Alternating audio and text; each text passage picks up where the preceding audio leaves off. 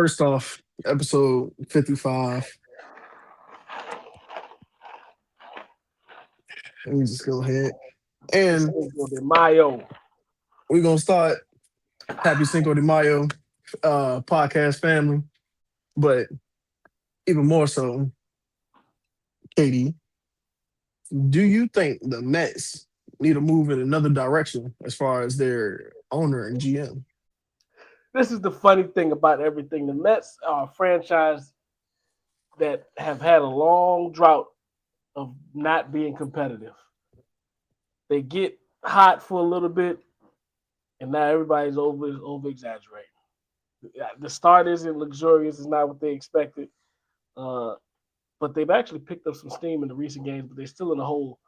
Um, no, give the man his time. The president already came out and said he's sticking with him.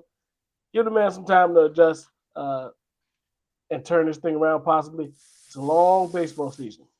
A lot of games left to be played, and they could turn it around. They have the talent on the roster. That's maybe why the seat is hot because they spent so much for that roster that they expected more. But hey, I don't think Mendoza's going nowhere unless they fall off the cliff with their record is even further. So yeah, I think he's safe because there's not nobody really out there to move him forward. Like it'll be over exaggerating at that point unless you go get Dusty Baker. That's what teams do when they in a downward trend of losing though. Like you over exaggerate. What about them 7-8 seasons straight where you were losing? We didn't hear nothing about it then. You get a little taste of success, and now you forgot about the dark days. That's like the Bills, for instance. You can't forget about the dark days. Ooh, never. You can't go an episode without one of those. Can't go an episode without one of those. The Bills are one of the best metaphors in sports. They can fit so many different situations. They're a great metaphor. Welcome to Point Blank Period. Point Blank Period. Point blank period. Point blank period. Point Blank Period. No pressure. Can't have a baseball conversation without bringing up Ohtani. He's a great pitcher and a power hitter. Yo, this man's top 5. I'm still taking today's NFL. I'm going with the Niners. None of them are better than Brady. This is your argument? No, what I'm saying is, who's MVP? Do they not matter no more? Everything you said before that point is irrelevant. Not how the NFL works, baby. We drafted your replacement already. So I don't got to talk to no peons. Why not just come back and prove? This time he's really going off. Fireworks. Because we can't argue facts. What I told you when you got involved with this. This Grown is man business. Grown man business. Welcome to Point Blank Period Podcast, the best sports podcast, Point Blank Period. Today is episode 55, Double Nickel. With that being said, I'm going to start with the player of the week. Who you got for the player of the week? You can go East and West or just the player of the week of the playoffs. It's on you, Mr. KD. Player of the week for this past week, we reward winners here on PDP. And Cade Cunningham, big Game 7 performance to finish the 3-1 comeback and eliminate the Orlando Magic, then leading to getting Jamal Mosley removed from his position. So he was having a kind of mid-series, but to put a stamp on it at the end like that when it all counts, he wins that player of the week. I had one that actually just kind of honestly it's a little fire to the little sore spot. But I got Jaden McDaniels. One, walking into the game after just calling out everybody for being poor defenders, and then you just straight target them. Like, all right, I'm gonna show you what it is. 32 points, 10 rebounds, 3 assists, 2 steals, and a key block.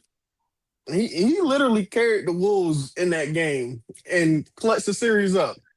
And sorry, KD, but he knocked out who would have been the good favorite to win in the Nuggets. Yes, he did. That's a good one. Jaden McDaniels, it's the walking like I talk it that really got him his fame. And I can honestly say, right then and there, I understood why Ant carries him so much. He's like, yeah, I got Jaden McDaniels. He's like, hey, y'all don't know. Like, I've been a Jaden McDaniels fan because like he usually don't talk as much really, and that's one thing about it. He's quiet. He let his game speak, but he has an edge to him. I've always liked Jaden McDaniels. I don't like the Timberwolves because we've come over the years to, bump up against each other too many times. But the Hey players on the man, Timberwolves, I love. That's iron, crazy. iron sharpens iron, man. They got it. Players on the Wolves, I love. I love Ed. I'm a fan of Rick Dawes. I'm a fan of Jaden. I'm a fan of Dante. Like I still a fan of Bones, even though he go.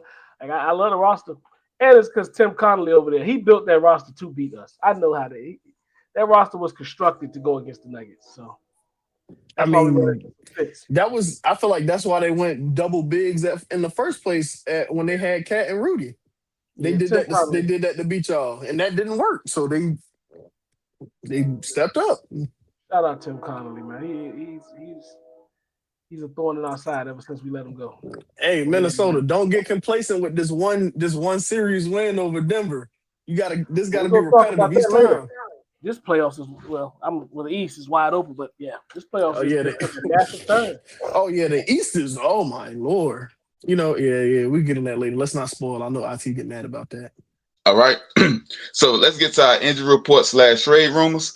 I'm gonna start with you, Mr. Amari. George Pickens finally signed his franchise tag. What you think about this, Mr. Amari? I mean, it's good, I guess. I mean, he intends to play on it, but hopefully this comes in the foresight of a extension for him, and I hope there's no injury or suspension or anything that comes within this next season because that could be real detrimental to the money that he does get. So hopefully he has a good bill of health. He has a great season, and I mean he gets his bag like he wants at the end of at the end of the year, or even so mid-season.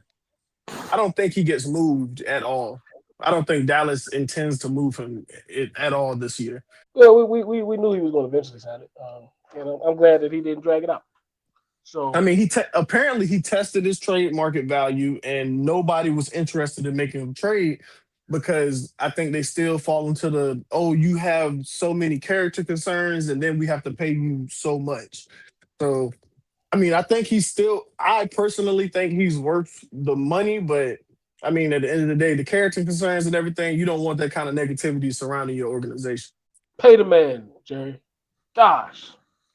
Yeah, Jerry gonna keep him. Jerry gonna pay him. Yeah, Jared said we're gonna pay him next year.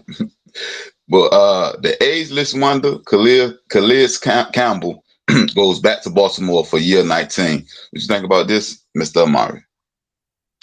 One, I'm not liking that not so much. Because you have Trey Hendrickson, Namdi Matabike, Calais Campbell, and now their second round edge, Zion Young. And then who's to say Cal Van Noy also doesn't play a part? And he's been a 10 sack guy year after year.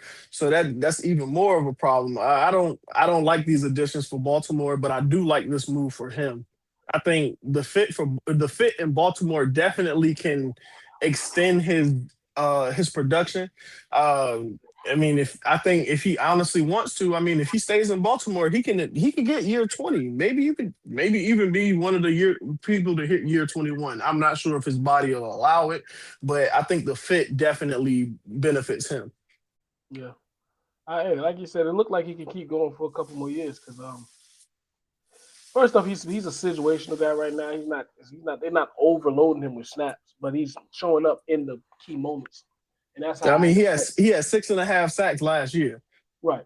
That's how I expect Baltimore to use him too, and he's effective in that role. So, and they're looking at them to get Joey Bosa too. So, I guess they want a plethora. Would not, as of right now, with a lot of QB uncertainty and tackle uncertainty, I would not like to see Joey Bosa, Calais, Zion Young, Trey Hendrickson. I don't want to see that. I don't want to see that front. A lot of age. That's a lot of age. It is a lot of age, but that also comes with a lot of experience. And it comes with a lot of old bones and bodies too. Hey man, just a few injuries. That's literally what hurt Baltimore last year. And I think, like you said, with the age, it's like they rely on aging players in such important positions, and that's why it kind of dwindles down for them. and especially in the late end of the season. We got Jesse, right? Mentor. They got Jesse Yeah, Mentor, right? yeah, they got Jesse Minter. That's what I'm saying. Like, I don't want to see that with Jesse Minter. Like, I seen what he just did with. I mean, I can't say Khalil Mack is aging. That man is ageless, and I think Calais Campbell is the exact same. He's gonna get creative with it. All right. Mr. Amari, what do you think is the next stop for Anthony Richardson? Do you think he stays with the Colts or he will be headed somewhere else? Well, his next stop better be Colts OTAs. I mean, you need to be fighting for this job. Daniel Jones is hurt. He's still gonna be hurt when the season opens. You need to show that you can do something so you can stay on this roster, whether it be as a backup. I mean, you're not gonna get paid as much as you were expecting. I mean, seeing yourself as a starter at some point in the NFL, and that didn't turn out to be. So either you can right the ship in the time that you have as to be the potential starter because Daniel Jones is out, and then maybe win your spot back, or you can just play until they see you as a decent backup or work for a trade.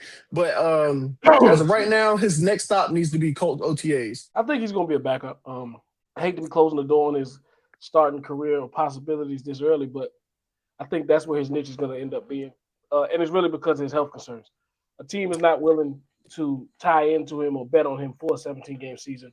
I think they'll be more comfortable. He has a much bigger frame, and they honestly went in two different ends of the draft. But if he turns out to be a good or decent long-term backup, he could have the same caliber of a career as Tyrod Taylor. But I mean, obviously he'll be labeled a bust.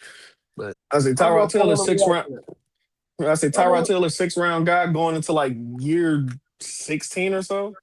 Do I want to react to that or just want to let it go? I'm gonna let it go. Like I said, it's the opposite end of the draft. Let it go. But if you career long backup, and honestly, I mean Tyrod had his time to start, and I feel like Tyrod was a whole lot better than Anthony Richardson. That's why I was about to react, but I said, you know what, let it ride. He's a whole lot better. That's what I'm saying. It's like you have to take that time to develop. I mean, like I said, he never got the chance. I think he only had like 15 career starts before going into the NFL. It's hard for you to truly grasp route concepts, even defensive schemes, being able to actually penetrate them and dissect them. Is you don't have the experience. Actually, that's literally what it comes down to. You don't have the experience. So if he takes that time to sit as a backup, where I thought Green Bay would have been a great spot, which I mean, I'm kind of segue into another section where Tyrod Taylor's just signed with the Green Bay Packers. You kind of lost that spot because I thought that would have been a great spot for you because Mike LaFleur is very good with QBs. So I felt like he would have been able to help you develop. I do think he would be. I think the Bills are another good fit for him. I mean, I feel like playing or being behind a QB that also has that same build and that same kind of playing style, you can learn how to play a little bit safer. You can learn how to deviate from turnovers and turn those into touchdowns. But I mean, that also doesn't translate into winning, as you see. So, all right. Last but not least, another Dallas defender goes to the Seahawks. Dante Fowler signs a 1-year deal with the Seattle Seahawks. What's your thoughts about this, Mr. Murray? They need to replace Boye Mafe. That's all that is. You needed to replace him because, I mean, the speed and versatility that Boye Mafe offered off the edge, he could play as your outside linebacker and he can drop into covers because he has the speed to recover. But his pass rush, he can get back to the passer. Dante Fowler offers both of those. He's done both. So you can still use him in that versatile role, but I do think he'll be another pass rusher for them on the other side of DeMarcus Lawrence. But this boy in my guy sounds talented. Where did he end up? He did end up in Cincinnati, but I hope he sounds like a primary pass rusher in Cincinnati. They like a 4-3 scheme. He'll never drop back. So you disable his versatility going to Cincinnati, and then you have to jump onto a pass rush prowess that's not all the way there. So yeah. Oh, you will see Boye dropping out. we couldn't do a lot last year because we didn't have the talent. We're gonna try some stuff this season. I like how you tried to turn that, and nah, I can give you the Like, real. you tried to turn it back around, but it was too late. You already praised the man, and he's in black and orange now, so it's cool. All right. You got any more free agent news or signings, Mr. Amari? DeAndre Hopkins has really been hinting that he wants to play in Cincinnati, or at least more so play with Joe Burrow. Not necessarily seeing that as anything to really goad about, but I mean, it's D Hop. I mean, D Hop is a very reliable target, but I would love even to more get him. so, David Njoku had a visit with the Los Angeles Chargers. I think this is a great fit for him. Gives Justin Herbert a true safety net and definitely a guaranteed red zone target. Russell Wilson, who also had a brief visit with the New York Jets, has also came out and said that he's hinting at retirement. So could that be something that we see later in the future? I'm not so. Maybe so, but not so sure. The Texans have extended linebacker Aziz Alshire to a 3-year, $45 million deal. But even still, as we've hinted at last episode, they extended Will Anderson Jr. and they've extended Aziz Alshire, but there's still no CJ Stroud contract talks. So Not is CJ Stroud truly the QB of the future for the Houston Texans? This is definitely something that we should cover next in the future. And Deshaun Watson is seemingly emerging as the QB1 for the Cleveland Browns. Why are you saying it with so much hesitancy? I mean, I'm just bringing the news to the world, man. Bringing the news to the pod. You don't like the sound of him as the starting quarterback? What's wrong? Oh, I mean, have you seen Deshaun as a starting quarterback when he was in Houston? I mean, that was like, Yeah, you going way back. I was like, how many years was that ago? You going way back. Hey, that's the last time we saw him good. Nah, he had one good year in Cleveland. One good year? You mean one good 3 games or one good 5? Because I mean, I'm pretty sure he threw more interceptions. Right, no. I'm pretty sure he threw more interceptions than touchdowns in any of those years. You're right. I'm thinking about Houston. You're right. So he ain't have no good years in Cleveland. He's literally been hurt every single time. But that is all the news that I have as of right now. Check back with y'all later. Spoiler alert: Deshaun Watson will be the starter week 1. I'm rooting for him. I need interceptions. All right, so we're going to get to the other side with Jason Tatum missing Game 7. What's your thoughts about this, Mr. KD? It's sad, man. If Jason Tatum wouldn't have missed Game 7, I think they win. They win. Yeah, that's not far-fetched to say, but it's just the fact that you robbed of the opportunity. And it's being that he was out most of the year, and then he came back and wowed everybody, how his recovery went, and then to end up missing the key game. And that being the last game of the season, that's saddening. But hey, that's the game. That's the life of sports. Injuries play a part, and sadly, for the second year in a row, you see that. Yeah. Let me ask you this, Mr. KD. Did you think he rushed back, or this had nothing to do with his early return back to the court? Jason Tatum, that is. I don't necessarily think he rushed, I don't necessarily think he rushed, but he did more than what was expected of him. Going to be the FT. And the crazy thing is, if you ask him to do it again, he'll do it the same way. He fought through the rehab. He attacked it like he should. He's a competitor, so he wanted to compete. The opportunity to come back earlier. So yeah, but hindsight is 20/20, so that's why you can't dive into that too deep. All right. So somebody who did come back. So initially, I had this question set up. He was set to miss 2 games. Anthony Edwards. Street clothes. Oh, I was about to say. I thought you were talking about African street clothes. Yeah, Anthony Edwards. That is. Talking about? Oh, you talking about Ant? Oh. Yeah, he was set to miss the first 2 games, but he did come back, and I believe this is the first playoff game coming off the bench. What you think about this, Mr. KD? He got a bucket, and that ties right into what we just spoke about with Jason Tatum. You attack recovery to be there for your guys, and That's just what happened. It shows the competitive level, like Amari touched on, and it shows the dog mentality because he could have sat out this one and said I'll be 100% game 2, but he took the minute restrictions and the opportunity to play in game 1 and understood the opportunity that you need to jump out early and not worry about like if I sit out this game and we lose, I play game 2 and we're gonna win. No, get I am game 1. 95% sure if we would have won game 6, he would have more than likely played game 7. That's the competitor he is. He's Now I don't not know how trying to go out effective he like would have that. been or whatever, but if it's a game 7 and his season's on the line, that's just the level of competitor he is. I see Ant playing in that game, unless of course they don't let him. But I know he's going to do everything impossible to be available. Yeah, they And look at that 25 minutes restriction. Man, shout out to Chris Finch because he's a coach that don't get enough respect. And he's a master manipulator with the media too. That's what I like about him too. But listen, Chris Finch orchestrated his minutes perfectly, left from that 5 minutes to close the game, and it showed in the magnitude of his competitive spirit. So yeah. Oh. See? Sometimes you just gotta stay quiet, man. I could have cut this way earlier. And I just went back to Chris Finch and then set myself up. It's okay. Cinco de Mayo. Hey, all right. Are you going to explain to the viewers? Nah. A little challenge? No? Okay. It's going to look funny. So, somebody who did come back with vengeance, Joel Embiid. There was 3-1 when he came back, and they ended up ultimately beating the Celtics. What's your thoughts about him coming back?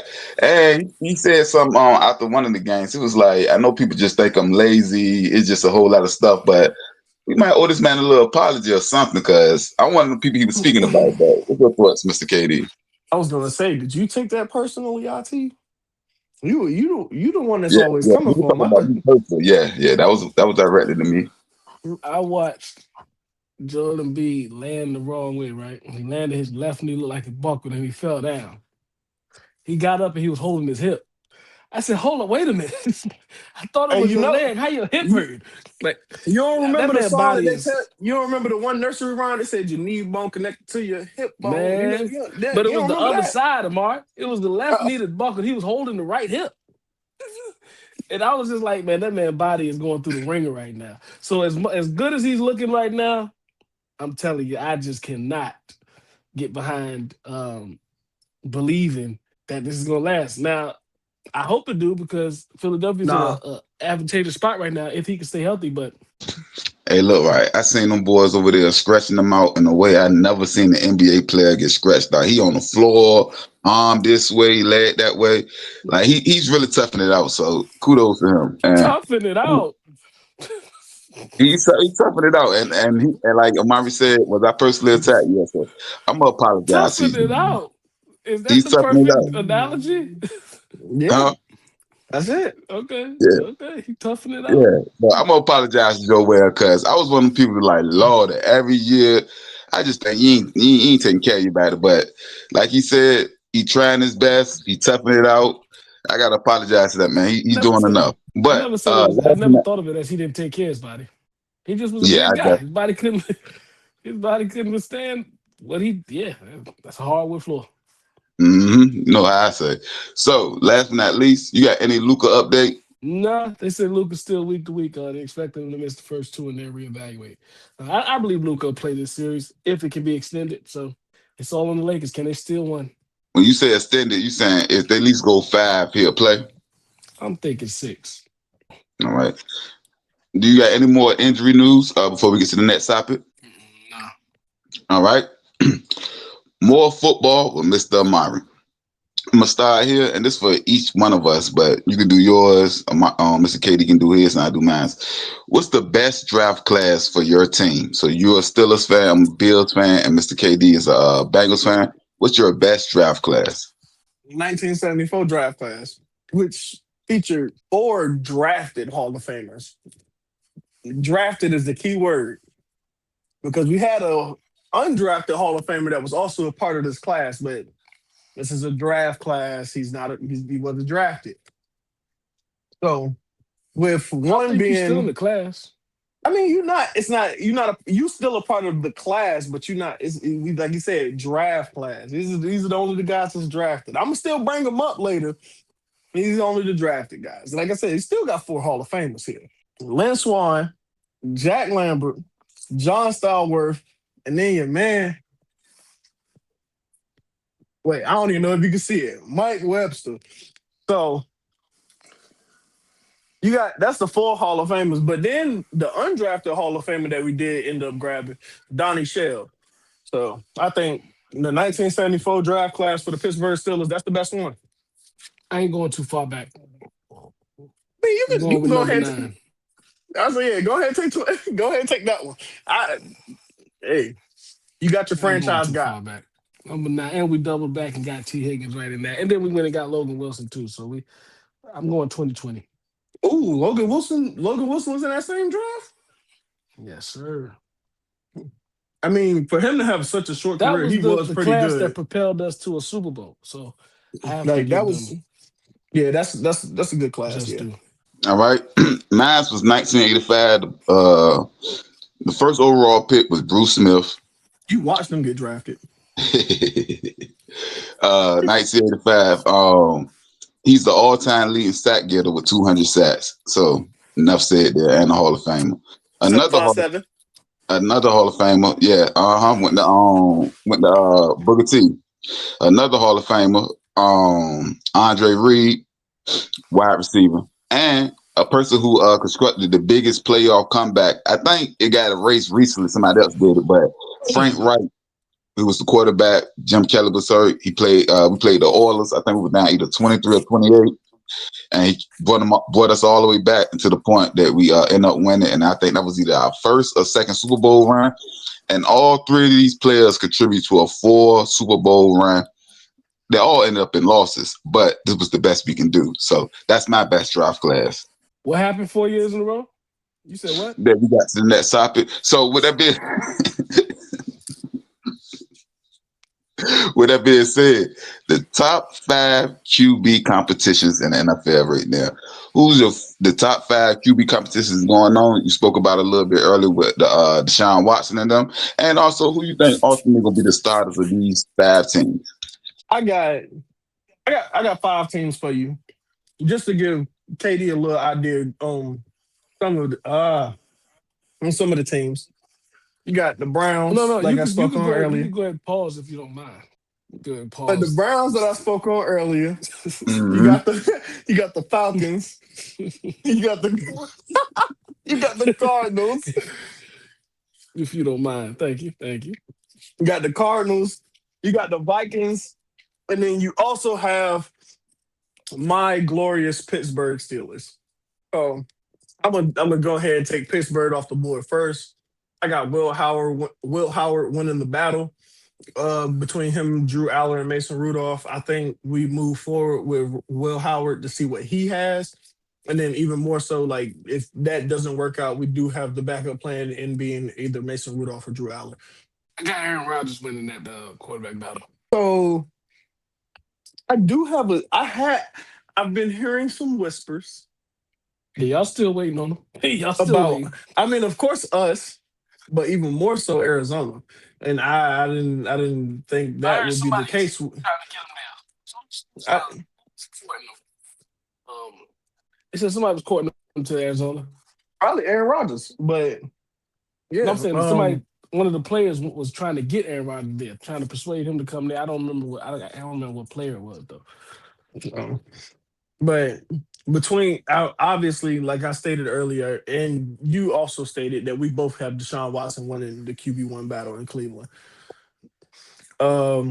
In Atlanta, I have Tua winning that QB1 battle between him and Michael Penix. Who do you have winning? Not the fans, tell you that.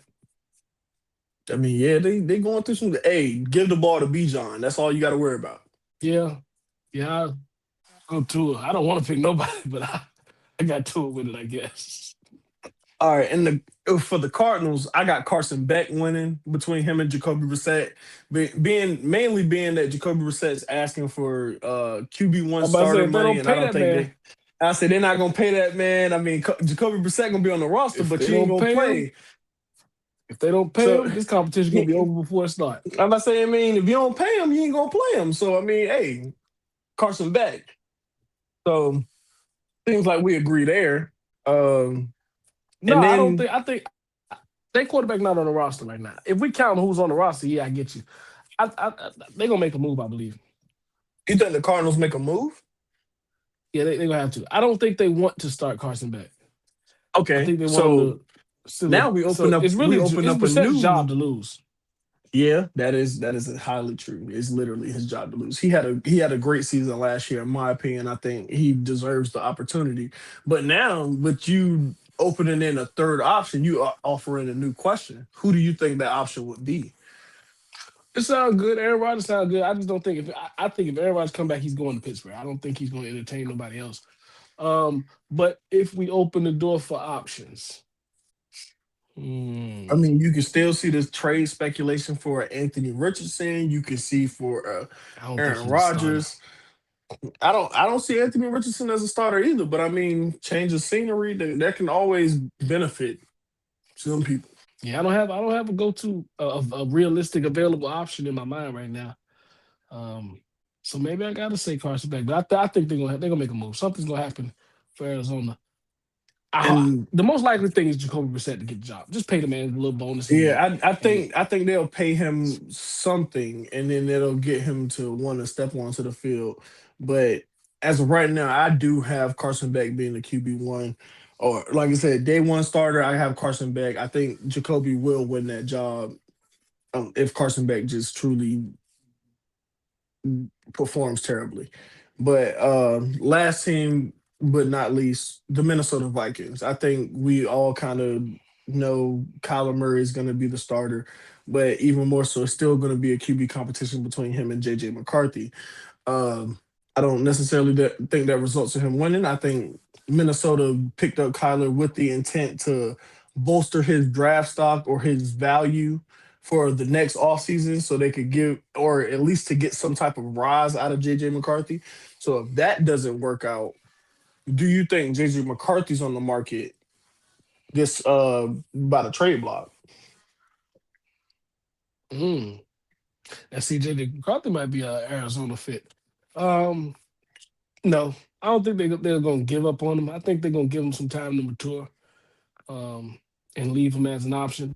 I don't want to sound bad about the kid when I say this. He might be a backup quarterback. That just might be where his talent lands him. So I don't think if you still think highly of him or high enough of him, and his ceiling can be a high level backup, you don't just let him out the building, especially when you still got him for a bargain. So I think he'll stay with Minnesota, but I do think Kyler will have that job though. All right. Speaking of quarterbacks, two of the GOATs, if you shall say, Tom Brady and Drew Brees said over the last 10 years or so, from the youth to the pros, quarterbacks are not being developed. And they really saying from the shoulders up. What's your thoughts about this, Mr. Amari? Do you agree, disagree? And what's your thoughts about it? I don't think the developmental process is stunted in any way, but it's definitely slow. They're only teaching or being knowledgeable up to the point of the level that you're at. So if you're at the high school level, I'm only going to teach you how to be the best at the high school level if I'm an average high school coach. Not every coach can teach you the true X's and O's to propel you for the next level. So when you step into the college game, you're a day one starter, or even when you leave the college game to go into the NFL, not every rookie is a day one starter. So it's more so, I would say, it's definitely a coaching matter, but like I said, they're teaching the level that they're at and not for the next level, and not propelling you for the future. But their position is compromised because they're running into these uber athletes that they're getting now. And they're more reliant they're more reliant on the quarterback's athleticism than to challenge him and force him to think the game through. If you can just take off and run. You can't be a statue quarterback no more. Yeah. So they're more relying on that, and that byproduct is they don't have to think the game through as thoroughly as they used to. But there's still certain programs that are developing the quarterback the right way. It's just you got a different level of athletes at the quarterback position now, where they don't have to totally rely on thinking the game through and the X's and O's and all of that that Brady and Breeze excelled at. These guys are dual threats purely. And that's, Yeah, I feel but like, to that same point, I feel like that's why a lot of people, when of course Lamar Jackson was coming out, a lot of people suggested him to play receiver or something because they didn't think he was able to truly understand the true X's and O's because of the fact that he was a running quarterback, and they felt like his running style was him just bailing out for him not being able to read defenses, and even more so to his, I believe his not necessarily his rookie season, but his second year, they were still hampering him with these type of concerns, and even till this day, they still try to hamper him with these concerns when they've seen Lamar 4,000 yard season, 3,000 yard season. They've seen him push himself beyond the running back rumors that he's had, but they still hamper him with the rumors that he can't read an NFL defense properly. We're not gonna get past that stereotype, um, because they have to have something. Like they look at it like either you're uber athletic or you're a pocket passer. No, we're in the age now where you have to have uh, You a have to good have amount an of both. Like you Joe have to have Burrow is an not uber improvising. athletic, He's an improvising quarterback. He right? can But he's improvise. athletic. Yes. Josh Allen is uber athletic, but has the arm talent out of this world. Lamar Jackson, like we said, is uber athletic, arm talent's good, but he's gotten to the point where he's thinking the game and seeing it all. So the development might be a little delayed as far as in certain cases, but it's really because the reliance on the athleticism has brought us into a different era. But that's what I'm Yeah. about to get to, Mr. KD. If you saying that, then you basically agreeing because you saying since he's athletic, then we not Yeah, I focusing said on it's this. a byproduct. No, But It's a I mean, byproduct. I but think my because but to even touch more on KD's point, it's like when Lamar stepped into Baltimore, their offensive coordinator was Greg Roman. Greg Right. Roman ran a run heavy offense. So when you step away from a Joe Flacco who literally has to hand the ball off, and then I have Lamar Jackson who's another running threat with my running back and my fullback also back there, I'm gonna make more usage of that than your passing game because that's just gonna be my hidden weapon that you can do. Nobody really is counting for you to throw the ball because anytime they see you come in, they see you run. So if they know when you're in the game, there's a running play, but then I throw it, that's exactly how he hit Miami for that perfect passer rating. And that's what's going to disrupt the defenses more because this is what they're not used to. This is what they have to differentiate their game plan against. They can't just think about the guy, the Brady, that's back there and picking us apart, dinking and dunking down the field. You have it's a problem. Like I'm not arguing the development point because it's a byproduct of the changing of eras. They developing them different ways. So I won't say they're not developing them. They're developing them different ways. I'm And about to it's say, yeah, situating to their athletic capabilities more. I say it's like you said, it's definitely more insinuating to the athletic ability than anything else. And like you said, it's developing them more as true athletes than quarterbacks like they are perceived or they want. It's like this is not an athlete. At the end of the day, you're a football player. You're not just a quarterback. You're not just a receiver. You're a football player. Wherever you need to be on the field, you need to be able to perform. And when you and look look, at the top 5 quarterbacks in the league right now, these guys are all solid above the shoulder or head up at a point. But yeah, it took time to get there. but that's the thing. When you look at those, but when you go all 32 and really 64, meaning the backups included, when you look at college, when you look at especially college being a glorified 8-on-8 type of game, I get what he's saying. And the prime example of when I heard these comments, the first name I thought about was the person y'all spoke about a little earlier, Anthony Richardson. that was like a prime example of like all the tools, man. He got the skill set, but he can't put it all together because I don't think he's been developed to even play quarterback in a proper way, in the sense that, yes, you can use your legs and bail out and all that. That's cool. But I think still, Anthony Richardson's a little extreme comparison. I He's a think, little I extreme mean, comparison.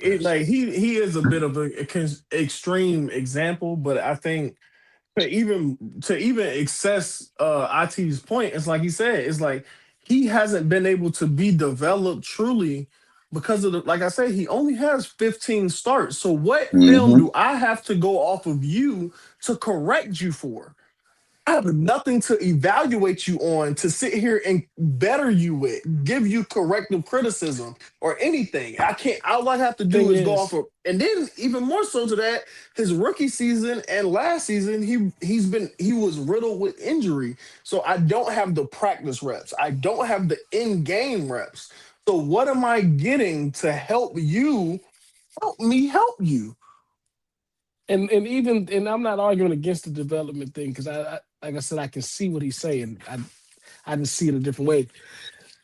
A lot of people, if you put a group of people that watch football or know about football in the room, you're gonna get a majority that says this is the best era of quarterback play we've ever seen.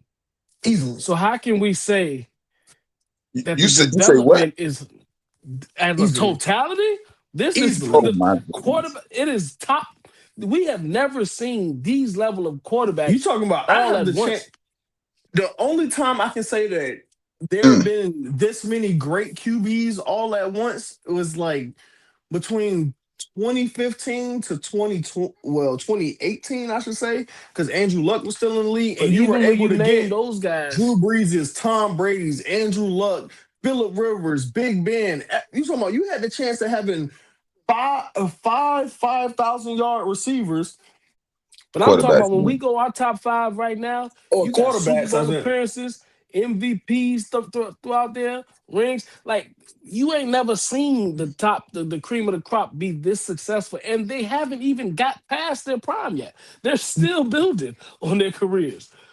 yeah, you can Oh, say that. I mean, hold on, Mr. KD. Who your top five? Because I can see your five, but when you talking about totality, meaning from zero, I mean from 1 to 32, I totally disagree. Like that, it's a But no, lot of class because this quarterbacks. the fives is Joe, Josh, Lamar, Mm-hmm. Pat, and I'll probably say Stafford right now, but we can Okay. argue the five.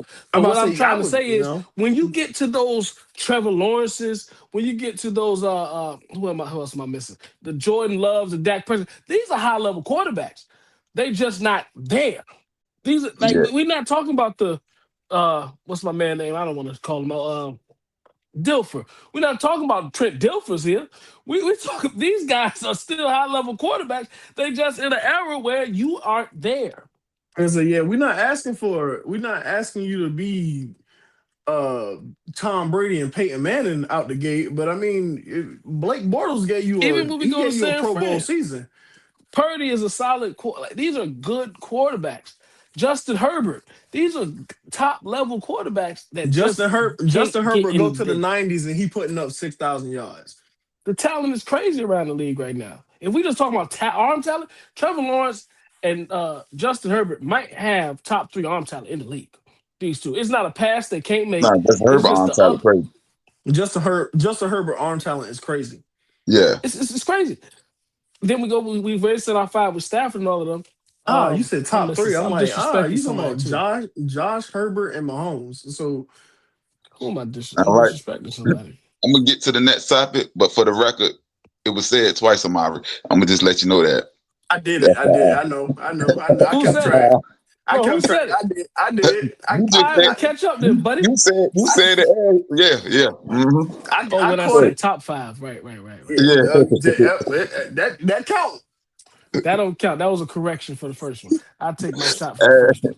I'm gonna I ain't start with taking 2. you, Mr. KD. This is gonna be our top 5 wrestling managers. We're gonna do a draft, managers or valets. So if it was somebody who just walked the guys Valet, down park there, the car. Yeah. I So said, yeah, so that walk means the the car. females are included too. So if they walk them down and all that, we still including them. So that's just FYI. I'm gonna start with you. Go to Mr. Amari. Then I finish up. We're gonna do it in a snake order. Nah, now I know I went first last time, so I can't go Nah, first. he I know I definitely. went I said first he last. did. He I know definitely went because I first went last through this time. last time. I said didn't I go first? So I can't. Now if y'all want me to, Only I'm reason cool. only reason I'm giving you the first one because the last topic was the Amari segment. So I alternate. So you got the next one. So that's the only reason Okay. why you. Okay. I mean, you can go first. Go ahead. I already know where he going at. So That's cool. No, you Take don't. them. You don't. Take them off the list. Take one No, of them off the you probably list. do. The greatest of all time, You got 2 Pauls. Paul Heyman. You know who? The greatest of all time, baby. Don't let me go first. I closed the draft. So I'm gonna hit IT where it hurt. Get I'm him. gonna take Get that Paul old man. yeah, Bearer. don't do that. Don't do that. Let me. I'm glad Undertaker. I ain't gonna yeah. lie. This draft is it's gonna be. Hey, you better draft Hey, heavy up I'm not top. gonna lie. It's gonna get interesting. Don't let me. Hey, IT. I don't know who you about to go for number 3 and 4, but if I loop back and this person's still available, I'm about to. Well, we gonna see. I'm going Bobby the Brain Heenan. That's Okay, my first pick. go And that's ahead. And another then thing. Amari don't never get 2 back to back either. I realized that watching over the other videos. Yeah, Amari always in the middle. but if my draft come out elite, that's how you know. Oh yeah, he killed it. and the mouth of the South, Jimmy Hart. Oh yeah, you did it. No. What did say? What she say? You hear me? Can I Vicky. get Vicky Guerrero? Okay. I thought she was gonna be a late draft pick for me. Nah, Okay. I need that. That's one of the best managers of the 2010s. See, I get back to back. Okay. Well, I'm going first. Ted DiBiase, $1 Million Man. Man, I thought that was gonna sneak to me. You ain't the only one, Mr. Mara. I ain't I'm think he going was with gonna say Ted that. DiBiase, and after that, I gotta go with Mr. Fuji. Okay, I okay. ain't expect that one either. That's a great one. So can I take Ric Flair? My man With walking down. evolution. I never counted him as a manager. But Hey, that he said evolution when he like was y'all said my manager. man's No, he he wasn't wasn't a fighting, he manager. was just He was a walking them down. wrestler. He He was was walking the them wrestler. down. I'm gonna He give it to walked you, but I'm he just saying, walked my man triple had some matches. he walked Triple H, Randy, and Batista down. He did not fight, but he That man was was a a tag manager. team champion with Batista. He did fight. And when he gave up them titles, he was just the manager. Because he I was ain't arguing. supposed You that got was it. his first retirement. You got it. I just don't like that we went through. See, if I knew he was available, you don't go through 7 people and then Ric Flair name come up. Yeah. That's why Yeah. I say if I get Vicky, I know I'm gonna get Rick. All right. Well, I'm gonna go Sensational Sherry, and then I'm gonna go holla, Mr. Teddy Long.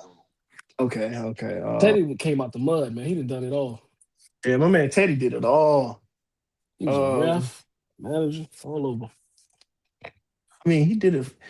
He did it for one match. Let me get Jerry the King Lawler. So you should. So you stuck. So you stuck, Amari. I'm starting to look Yeah, at your list and see you stuck in a little error right here. I If you want had for Paul Bearer, you trapped. you literally, like You literally. don't want to go back. You don't want to go back. I mean, he took my ones that was first. Sensational Sherry was the next one, and he stole that one. So I couldn't do nothing after that. I'm trapped. Road Warriors. I'm going Paul Erling, and then I'm going back even further. Nah, I ain't going Paul. I already said it. I keep him. Nah, I ain't keeping him. Scratch that off. I'm going Jim Cornette. Boy, out. Woo, that was I'm going like. Jim Cornette.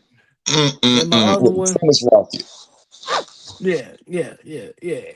I'm going Jim Cornette, and since everybody else got a woman, I'm going Don't Lita do it. with my last one. Okay, No, I I ain't going thought. her. I ain't going her. I know where you going because you stuck in them old ages. Mm-hmm. Oh yeah. Yeah, you already know it. Started the whole feud. I You mean, know. yeah, I'm definitely taking Sonny off the board. Okay. All right. This is my last pick. So yeah, you already know where I'm going. Where you at, Miss Elizabeth?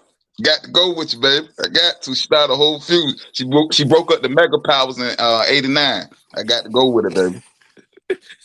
And she broke up the Mega Powers in '89. Nah, it's just the fact that he pinpointed that like it scarred him or something. Shit, he ain't Yeah, like that. Like yeah, this is what hurt him. yeah. You know what? I'm mad. That's when he realized. I That's when he just realized thought what Chris about Brown it. said. They ain't loyal, IT. They ain't loyal. He said, "Leader, man, I ain't gonna lie, she didn't make my list. I ain't even she think about didn't who. make my list at all. Who? You know, Lita made it because Lita was my.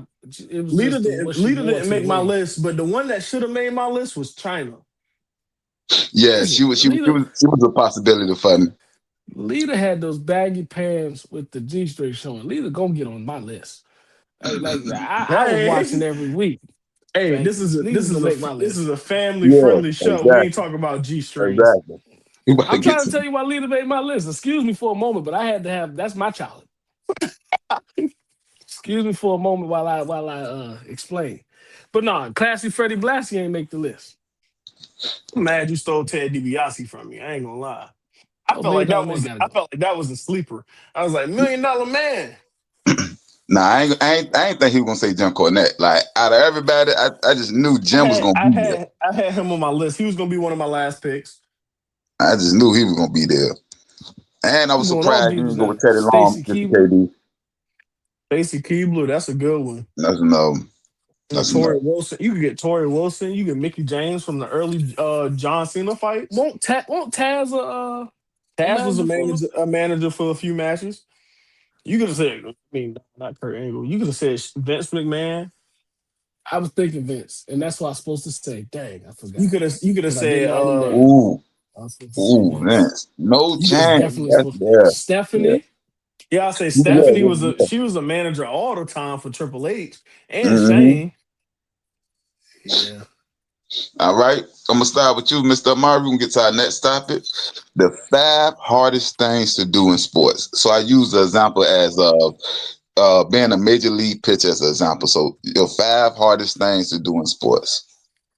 So I grouped these into one since these positions kind of battle each other the most in the NFL. But I got an NFL cornerback and an NFL quarterback. I think these are two of the toughest jobs in the NFL.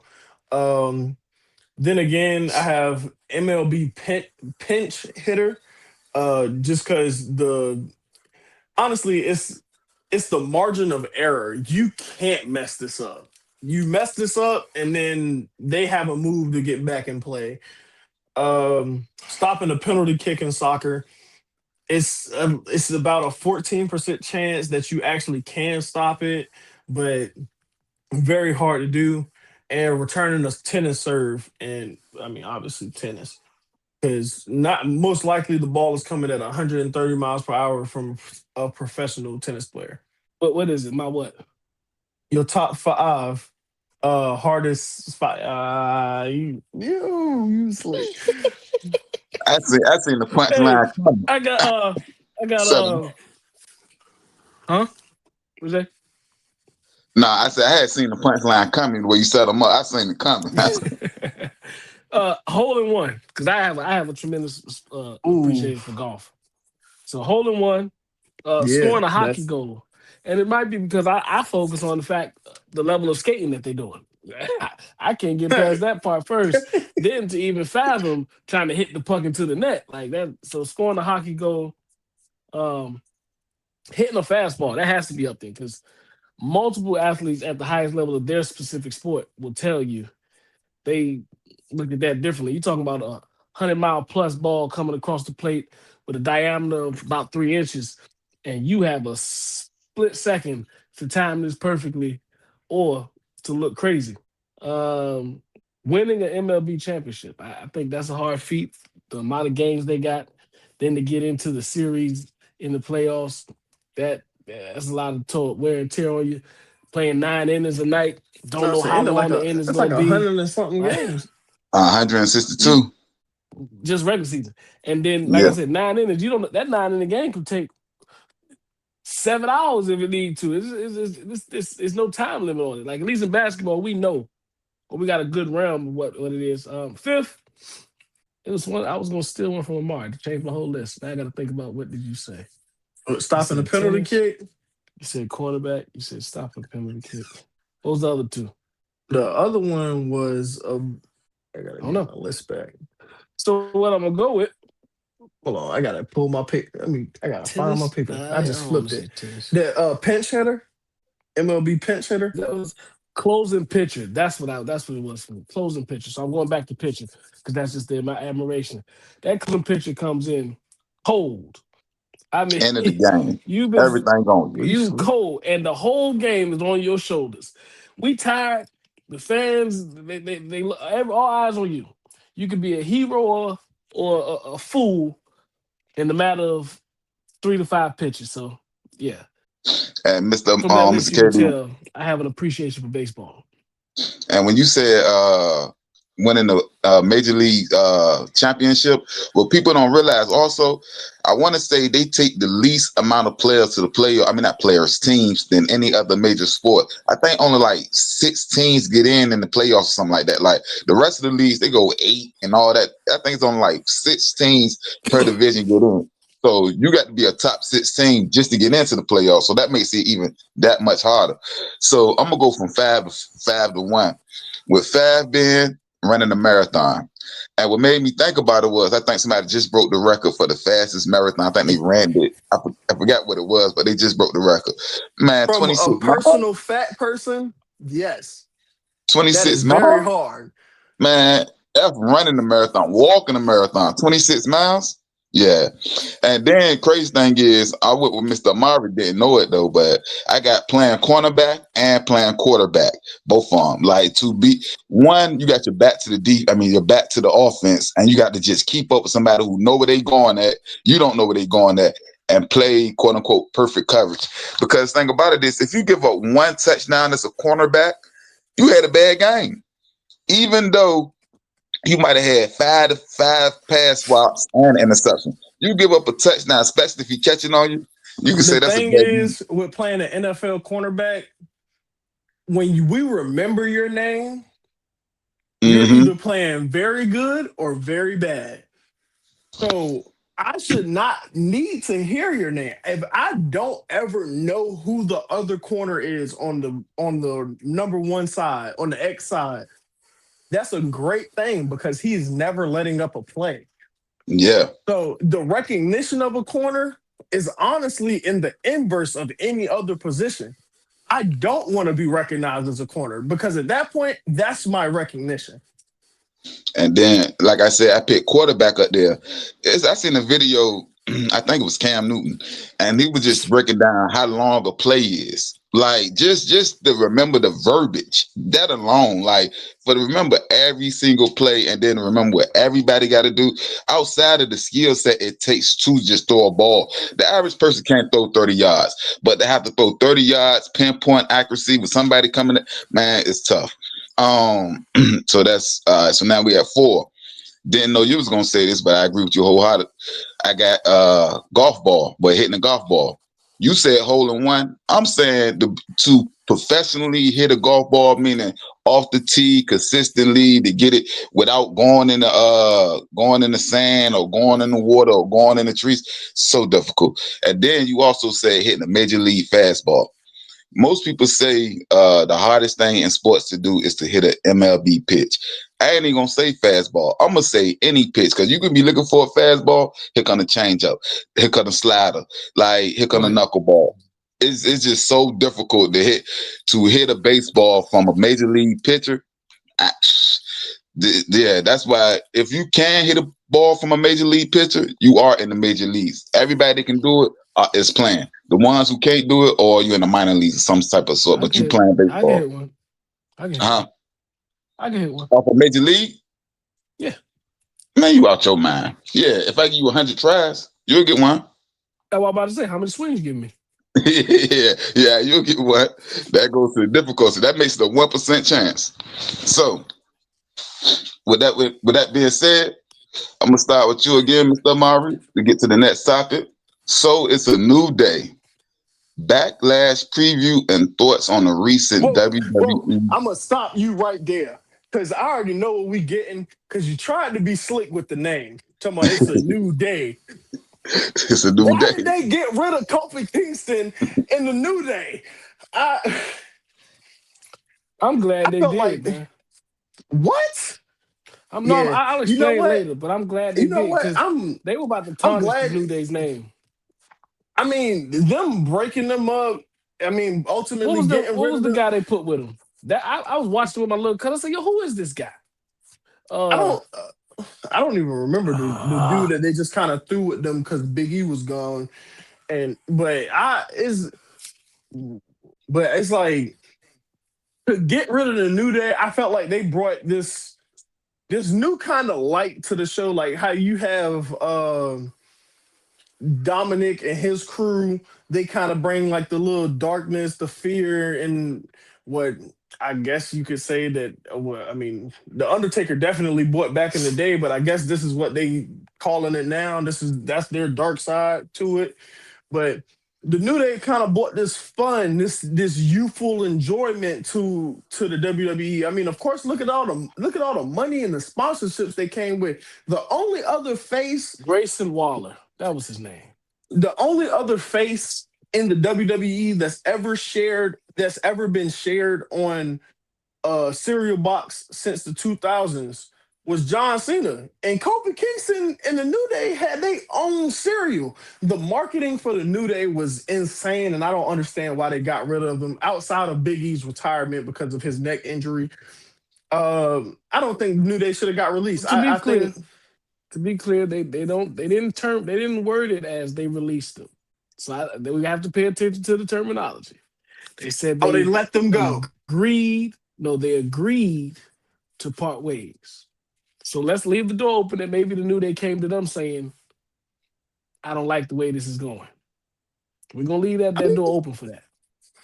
yeah, you can leave the door open for that, but I mean, as Because of I what didn't we're like the way it was reporting going. now, it's like I I didn't didn't like it. like. I mean, and that could have been a bigger reason. They didn't like the push for this third insert and to He don't slightly fit. replacing Big E, and they didn't He don't like fit. that. I mean, it was a friendship, wholesome group, so they didn't like that. They didn't like how they just tried to like throw their friend under the wraps and kind of keep it like it was hush hush. But You're not um, about to tarnish. Like you said, the legacy they built, you're not just about to tarnish it and just have it between just the keep you going talking out there. about Like, the pancakes and the yeah. trombones coming out, like the New Day brought something different to the WWE that honestly I think in the time that COVID and everything were going on and they were really big and popping, it really needed it. So Definitely. I just kind of think it was wrong to get rid of them, but like you said, in the right way, it was good for them to leave like this before everything kind of went south. And it's But still a other names preview. they released. Go ahead. Now, I'm about to say we still got to get to the preview of the Backlash, the pay-per-view. But go ahead, what you about to say, Mr. KD? I was saying some other names they got rid of the whole Wyatt Six. So that storyline never gained no steam and they just gave up on it. Yeah, It was a waste of time. I don't like what the energy they inputted into it. They didn't really believe in it. And they didn't put no motion behind it. So yeah. Aleister Black is let go again. Like after they this just keeps brought them coming up. back. Right. It's starting to look weird, man. It's like you don't have no real plan. You're just throwing stuff against the wall and seeing what sticks. So hopefully they can figure something out, man. Hey man, this is we're not gonna talk about TKO. them people. Y'all say, oh, never mind. Oh, I'll say it. I'm hoping for sponsorship. Backlash. That's what we're going to. Preview of Backlash. I only got 2 matches I'm looking forward to right now because they haven't really solidified nothing else storyline wise. Because I'm not paying attention to the 2 women's storylines right now. But Seth and That's Braun, they're building that one up. I'm not interested in those 2 storylines right now. It's just, and then Roman and Jacob. well, I got Roman beating Jacob. I think it's a Of good course. storyline, but I got the anointed one. I got him winning. Acknowledge me. But even more so, I do have Trick Williams retaining his title against Sami Zayn. I don't want his WrestleMania win to look Gingerbread like a fluke. man. Yeah. Him and Yachty are the funniest people for that. And then having a real live gingerbread man following them is even more hilarious.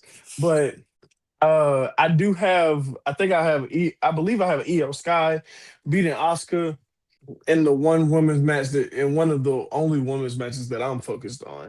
Like I said, I got Roman beating Jacob. I got Trick beating Sami Zayn. I got Danhausen and whoever his mystery partner beating The Miz and Kit Wilson. And is Punk and is Punk and Cody fighting? It hasn't been official. Mm-mm. I'm about to say, is that not an official one yet? Not I'm yet. thinking that one happens. And if that happens, I got Punk. But Punk doing what? I got Punk Punk doing winning. what? I got Punk winning. Taking the belt? I got Punk taking that belt. No, sir. No, sir. No, sir. Cody got to turn heel. He said he got to turn heel. Yeah, I'm waiting for it. He got to turn heel. Nah, I don't think. Cody been in his baby. Well, I mean, I don't know. John did it for years. He was babyface for years to turn heel. I'm Yeah, about to I'm say about to say, Cody why you just got got to to turn it. heel? We need something. We tired of it. We getting sick of it. You said we You tired gotta- of the you gotta baby get- face. Yeah, we But getting at that tired of it. You point, got to refresh at it. that point, are you not copying Roman? No, Cody was heel before. Yeah, and so was Roman. Right, but you got to. Roman is the only person that can be heel and babyface at the same time. I want to say Cena is the only one that's ever, and I guess you can count his late turn, but you have to flop. You got to flip flop as a heavyweight talent, heavyweight champion. We got to see you as a heel as a champion, then we got to see you as the face as a champion, just to keep you fresh, keep the storylines fresh, keep the fans engaged and interested. We getting sick of this. You just triumphing over everything. We keep throwing stuff at you. Like he's attacking TKO publicly to try to build more interest in his storyline and get the more movement behind him. But we're getting a little tired of it. We need something refreshing. All right. So, in other NBA news with Mr. KD, we're gonna do a series recap for round one. We're gonna go playoff series, and then we're gonna do round two. So we're gonna start with Detroit beating Orlando 4-3. What's your thoughts? What's your recap about this series in particular, Mr. KD? Detroit Orlando was a better series. What that man I Jimmy expected. Butler saying? They kept Tobias Harris over me, and he showed up. Tobias showed up. I think that was Game the series 7. Detroit needed, really. That Like they was. needed to be tested. They needed to have their back against the wall. They needed to realize that this is every Just say game counts. just You say can't the key afford to word. just They slouch. needed to wake up. Yeah, they needed to taste the blood in their mouth. So They I got think punched a few it'll help times, with their and then growth. they understood. It'll help with their growth. Shout out Orlando. I know they've been eliminated in the first round both years, but they're still getting there and they're still competing and making it tough. But it's interesting. It'll be interesting to see where they go next. I was Hearing like, Billy yeah, Donovan is there, who they want. Orlando is definitely for a young team or a team with such a young nucleus to have reaching this pinnacle with what most people say is a bad roster buildup. They have been definitely doing it, and and it shows that they're only on the up and up. That's why I think Billy Donovan is like the perfect fit for them. Billy Donovan will be the perfect hire. Mm-hmm. Oh yeah, the coach did get fired. Yup, sure did. I ain't appreciate that. Like, what more do you want from me? Like, They what you was expect? talking about him losing his job during the regular season. So I think it was written for him already. I think. This goes to who you pick as player of the week. Cade had 36 points in the last two closeout games. So in game 6 and game 7, he averaged 36 points, 5 assists, 5 rebounds, 6 assists, shot 52%, and then shot 61% from 3. Like, it don't get no better than that. So like, He's literally doing it all for the team. Mm-hmm. And that's what it seemed like. Like Detroit just started hitting shots. Like early in the series, they weren't hitting them. They was getting good shots, but just weren't hitting them. And then they started hitting shots, and Yeah, Orlando wasn't, so it kind of the tide turned. But I'm looking at Paolo though, because I wasn't happy with the Paolo I saw throughout that series. Uh, he was too he was too easy to let things come to him. I want to see him be a little demanding in certain moments. You are the guy for that team. You need to carry it that way. Yeah. You got to be a little more assertive. So up next, Cleveland versus the Raptors. With Cleveland taking this as 4-3 in Game 7. What's your thoughts? I like it. Another good series. Before I get to the negative, let me speak on the Raptors. I like the Raptors. I thought they might have been able to pull it out the way that series started looking in the end. They got talent, man. So they got to build from here. It'll be fun. It'll be interesting to see how they construct their roster. But I can't keep avoiding it. Oh, well, first, shout out Donovan Mitchell. Phenomenal. But then when I speak about Donovan Mitchell, I got to speak about James Harden. And Mm-hmm. that was not a series where we walk away from it even think about James Harden. And that's the problem. We can't keep having these instances happen when you get to the playoffs and disappear for the most part. Game 7, I don't have it in my notes, but I think he only put up 8 attempts, and I think he had like 12 or 13 points, Did what and he most of it usually was free do. throws, Nothing. and most of it was free throws. So it was it James was Harden atrocious. is quite literally the most inconsistent and unreliable playoff performer I've ever seen in my life. If it wasn't for Jared Allen, Toronto would be in the second round right now, and that's not the statement that Cleveland was expecting when they made the trade during the season. Yeah, especially to your point, Mr. Murray, for a superstar or quote unquote superstar, however you want to look at it. Yeah, we expect a lot more from you, James Harden. And so to your point, Mr. KD, he had 18 points, 3 of 9. So you only put up 9 shots, but he did go 11 for 13 at the free throw line. So like you said, that was all his points was at the free throw line. 1 3 made, 1 out of 5. Like some of the things like shooting threes. This is what you do, And it James. I was need. just so lackadaisical. Like it was like if you was watching him throughout that game, you would not know it was a game 7. If you just eliminate everybody else and just watched him, you didn't get no type of game 7 energy or vibe from it. And I'm tired of these instances where we see they call him game 6, game 7 Harden, where it's just he's not even interested in being a factor or At interested in this taking over point, the game and putting an imprint on it. you gotta take game 7, and it's crazy. Game 7, Joel Embiid is more of a performer than game 6, game 7, James Harden. A partner hit me in the group chat this morning. He said, uh, Anthony Edwards has only 3 playoff runs. He's accomplished more in those 3 playoff runs than Harden has in his playoff career already. And that's entirely true. Not one statement in that was false. Yeah, that's it, James. You got to do better than this. So you gonna go to But with Philly? that said, he has another round to play. So you Yeah. can fix all this narrative right here we just hit you with. No, you need to get past the finals. Not the NBA finals, the Baby conference steps, Mark. finals. Baby steps. First, I need him to be better than what I just saw. Let's do baby steps. I need him to be better than what I just saw. Because y'all know I'm a James Harden fan. So I took it a little more personal. All right, Philly I versus. feel like you need to be turning in that fan card right now. He ain't showing you. I ain't He gonna ain't do that showed you because, like I nothing. said, I don't care. He ain't He's still showed you top nothing 5 in the shooting guard past all 3 time. years. So I That's don't care true. about That's I don't care true. about none of that. He's still top 5 shooting guard all time. So hey, I just need you to do better if I could talk a little louder next time. You can say it with your whole chest. Philly versus the Yeah. Celtics. That went game 7 also, with Philly taking the win over the Celtics 4-3. What's your thoughts, Mr. KD? Health. Health could play such a heavy part. I'm not just talking about Tatum missing 7. I'm talking about Joel Embiid coming back because that was really what changed that series in hindsight. So health played a huge part. Total shocker. I think we had a question on the last one about what's the shock, and I spoke about Orlando. So now the Mm-hmm. shock definitely is Boston being out the first round. I want to say nobody saw that coming. I don't think anyone in the world saw that coming. And Mr. KD, even when they said Tatum wasn't gonna play game 7, I I still still had thought him the winning. Celtics was gonna I win. still had him winning. Yeah. Yeah, I had a Derek White Hall of Fame game coming in that game 7, and it did not happen. I had a something happening. Like that's how good Boston is because it had just something has to happen because they have so many different options. It could have been an Al Horford game. It could have been, like you said, a Derek White game. It could have been a Peyton Pritchard out of the world game.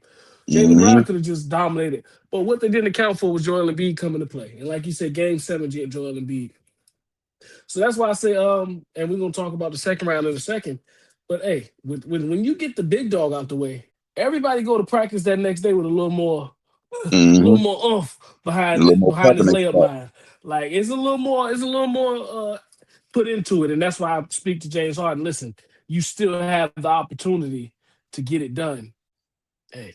And this is why when Joel Embiid with his health issue, it frustrates you so much because you see he probably 75% right now, and they still couldn't stop that monster down low. Like, not only is he a tall guy, he's wide, he's tall, he skillful. Like, it ain't too many centers in the history of the NBA that does what he does or can do what he can do. Like, and then when you look at today's NBA, who's big enough to stop this man? Like, even somebody that's tall like Wemby, he's still, I think he had 70 points on Wemby. So like, it just man, I was happy for him. I ain't gonna lie, I was happy for him. I was happy for Joel. So the Lakers went ahead and got rid of the Rockets 4-2, and I think you can say the same thing about that series, what you just said about this series, health. But I'm gonna let you speak. It's on you, Mr. KD. Yeah, health, but then see, like I said about this series too, it goes both ways because we can't just use that health token on one side in this series.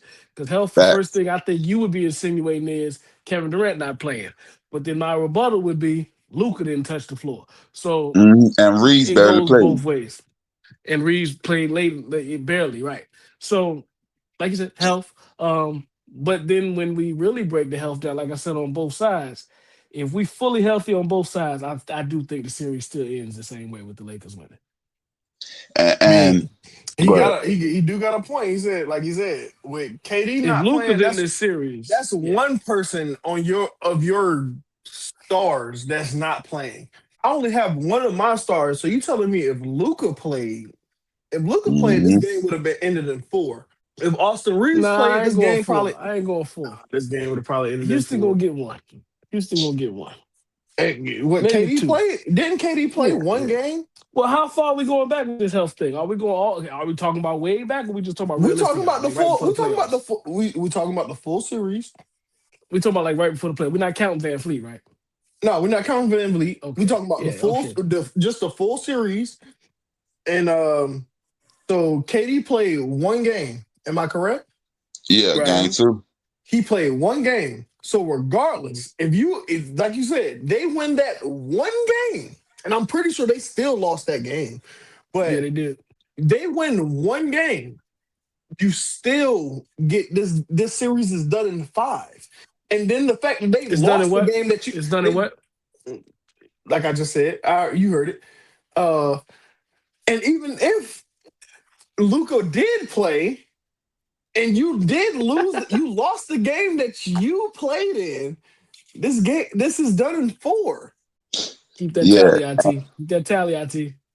Yeah. Mm-hmm.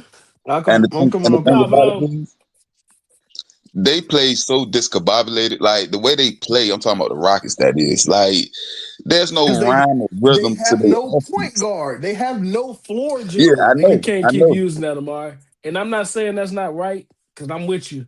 But you didn't have a point guard the whole year. You can't have the same excuses you started the year with. Honestly, we had ample time to figure something out. Like you said, at this point, you had ample time to figure it out. Yeah, we can't keep using that you excuse. had running the point had ample time to figure out how to run point. So there's no excuse at this point in the season. You've had opportunities to make adjustments to not having a point.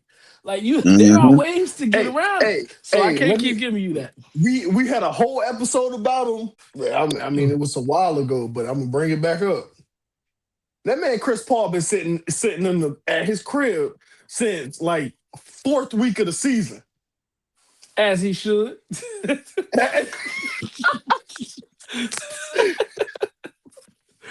As he should. And that ain't disrespecting his legacy. I'm just saying, I don't know if he would have been a good move for Houston, this situation.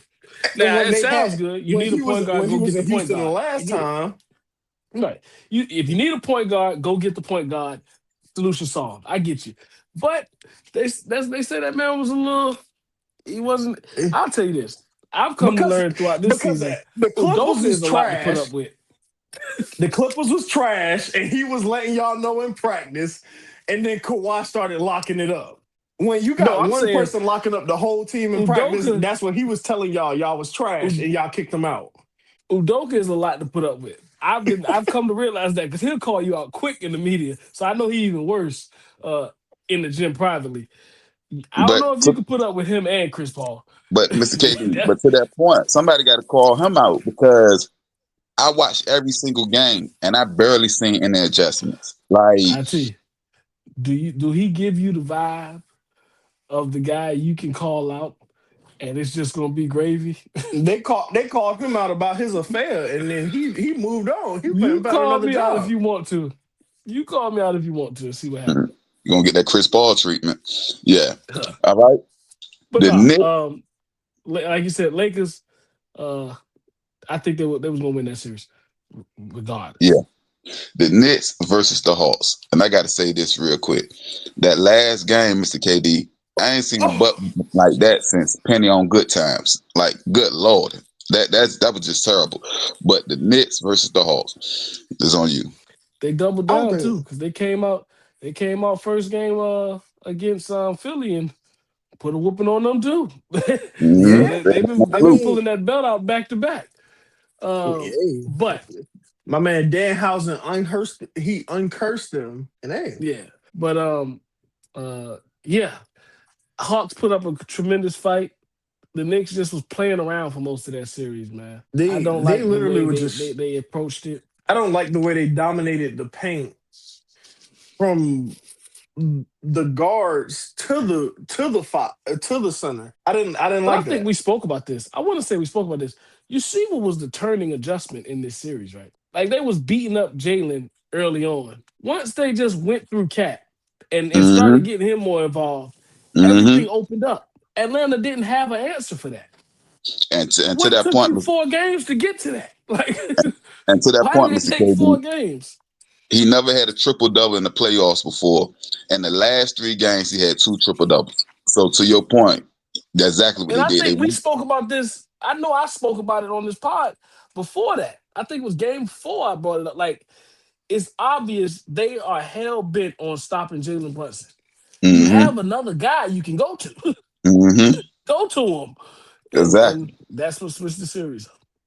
But that's what I was saying when I was just talking about the Rockets about coaching. Like you could see the difference. All right, let's try something new. Like we ain't gonna keep. It seemed like the Rockets, they just kept running their head up against the wall. I'm gonna just keep doing what I do. Whatever we do It's a is what little I do. different though, IT, because the Knicks solution was blatant. Houston's solution wasn't really blatant. Like even though I say they should have made an adjustment, they should have did this, they should have did better. I can't really tell you what they should have did. Like I can't point out. Do you? I don't know. I like because they did give Sengun enough opportunities. Amin Thompson, it didn't look like he warranted the more opportunities with the ball in his hand. So I don't. Theirs is not as blatant. But the Knicks was right in front of your face. I just don't know why it took you so long to uh, see it and acknowledge it. But it's like you said, it do come down to coaching. You have to make an adjustment. But I think Mike Brown was easier to make than Udoka's. Because it's like I'm, you said, it's like you said, it's right in front of your face, but we don't want to do that. Hey, They've been playing the it's something game through about being Jalen stubborn. Brunson. Something about They've being been stubborn. That Yeah, can that's hurt you. like they've been playing the game through Jalen Brunson, and obviously it's worked to a certain point of success all season, and they dominated the Hawks, so And they even to figured the they'd be able Celtics, to do but it. we're moving backwards. Go ahead. I was saying to the Hawks point, they dominated the Hawks just running the game through Jalen, so they figured they wouldn't have to change anything up when Amar, they went into the playoffs. But I Amar, mean, the playoffs are a whole we different can demon. from over here, we can look at these two rosters and say that team is too small for you. So you have to use your big guys. Like, why are you saying, oh, they're small, but let's still focal point our small guard? No, go to your big man that can get Mitchell Robinson involved or can. Hey, they won the No, series, you so you hey, are you are entirely right. Like if they would have did this early, like you said, This series didn't have to go to You got to be when you get to seven Game 7. 6. Be careful or when you play with six. your food, man. Yeah, Be careful yeah. playing with your food. hmm The Yeah, Celtics learned that the hard way. You got yeah. to get them up out of there. Yeah, the And Celtics definitely learned that the hard way. last but not least, the Nuggets You lose to sure the you want to talk about Timberwolves. this? Yeah. And I got a couple You of know questions. what? Let me. I'll turn my camera off. You can have your alone time with this one. I got a couple of questions too. The first question is, how does this first round exit affect Jokic legacy, or does it at all? And last week, I believe you asked me, I forgot what team it was. She was like, "Would there be big change?" It might have been the Rockets if they lose this series. So I'm gonna Hey, ask you. I'll tell you. He about to get serious. He fixed the hat on you. I got bored. Trying to avoid answering these questions. Would there be big changes coming to Denver after this loss? This is on you, Mr. KD. It has to big changes. It will be changes. Because one, Jokic is up for an extension, and we're over the apron, so we're going to have some flexibility with the cap. So there's going to be some big changes, and I will say big because I'm not guaranteeing Jamal Murray will be on the team next year. Um, or maybe Aaron Gordon might not be on the team next year. So it's going to be a move that is going to be deemed as big league wide. Uh, Disappointing season, but this could tie into what I've said multiple times recapping the first round. Health. Jokic is not healthy at the point. AG couldn't get him on the court consistently to tone the game. Peyton Watson didn't suit up at all. We've been fighting the health demon all season, and we just couldn't get over that. I like the construction of the roster this season. I was completely confident in us competing for a championship if it wasn't for the health bug. But hey, what happened is what happened. And yes, I do see big changes coming because we have to get our cap situation in a better spot. As far as hurting Jokic's legacy, I don't think so. Early exit, yes, but he's still arguably the best player in the league, if not one, then two, if not two, definitely three. He's still climbing the ladder statistically. He just put up a season where you saw him the first ever time a player has led the league in rebounds and assists. So that first round exit is disheartening, disappointing, but his legacy is still intact and still on the uprise to him being a top 10 player if he can continue this and wants to continue this at this level. But hey, And it is what it is. to that I'm excited for the offseason. and to that point, Mr. KD, this is my point. Me and you personally, we may not say it affected his legacy at all, but I'm telling you now, the next day, so many pundits came on and was like, we were saying he one of the greatest centers ever. We got to backtrack that, and he's not as good as we thought he was, and this, that, and the third. It was so much talk. You would think that he got swept and he played horribly. Like they talking about they got to apologize to what's the boy from Timberwolves, the big man, Gobert. He shut him down. No, he did play bad. He played bad in the first 3 games. The first 3 games he was But bad. he almost But averaged a triple double in that series. I ain't know that's playing and bad. that goes to show the level that you expect of him. And that's his Yeah. greatness. hmm Because a triple double is bad if it doesn't equate to wins. But the thing is, like I said, he's not healthy. Like you can see on some of these shots early in the series where they weren't going in, and it looked like it was surprising him. So he was fighting through it though. So we commend him for that. But the pundits, like you said, they got to talk about something. When it's all said and done, this one premature exit, it's not going to be harped on too heavy. I just hope that we can capitalize on his career and give him another shot at the ring and not just piss away one of the greatest. And that's why I was about to ask if I get to the next topic. A lot of people is comparing him to like a Dirk, saying that they're gonna stay consistent, get one ring, and that's pretty much his selling. What you think about that? Before Jokic got in the league, Dirk was deemed the best foreign player ever. So what are we saying Big with that? shoes to fill. What are we Basically, saying they with that? saying that And I got more. And if we're comparing that, I got more I got MVPs more than Dirk. hardware. So I got more hardware than he got yeah, anyway. but I with guess that analogy, am I I guess already the best foreign player ever? But I guess the point what they're saying is they don't see Until the Wemby. Nuggets and Until Wemby him is done. getting any more I rings. say, that Until French Wemby done. guy, Yeah. that Until French Wemby guy is he just put up 12 blocks in the game. And he Yeah. lost. We ain't even. I said we. And he lost. You know what's that? I feel like that's the crazier stat about it. He did that. He Yeah. 12 blocks in the Lost. game and a loss. All right. So we might well go ahead and go straight to them. We're gonna talk about our round 2 picks and the series. Right as we speak right now, basically every team except for the Lakers already got a game already in. So I'm gonna start with the As Timberwolves. we speak, let's just keep it clear on all the board. Everybody has a game in. The Timberwolves versus the Spurs. So, like Mr. Murray just said, this man had 12 blocks, the most of any playoffs. Wilt had the record at 16, but it was an unofficial stat. They didn't count it back then, but he still Because had it was 16 one of blocks. them things that didn't get recorded. No, it was along with, recorded. It was recorded. But it's just that I Just think like it the was 100 like the points. 70s Yeah, that that's the what I'm saying. blocks became an official stat. So it's one of them things where it's not an official stat, but it's no video, but it's somebody jotted it down. it might be video. I don't know about that, but y'all gonna stop with these conspiracy theories, man. Y'all is crazy. Timberwolves versus Spurs. What you think, Mr. KD? That means you did it. Long as you can hold the sign up, that means you did it. Hey, Yeah, I can. I just trying to show you that anybody can write on paper and just hold it up in front of the camera. Like anybody can do that. Yeah, but he did it in front of a stadium filled with people. I'm about to do this now. Look, I'm about to write it up Find and me- say we got 1 million subscribers. We got 1 find million me one. subscribers. So he did it in front of a stadium. Find me one fan that was there.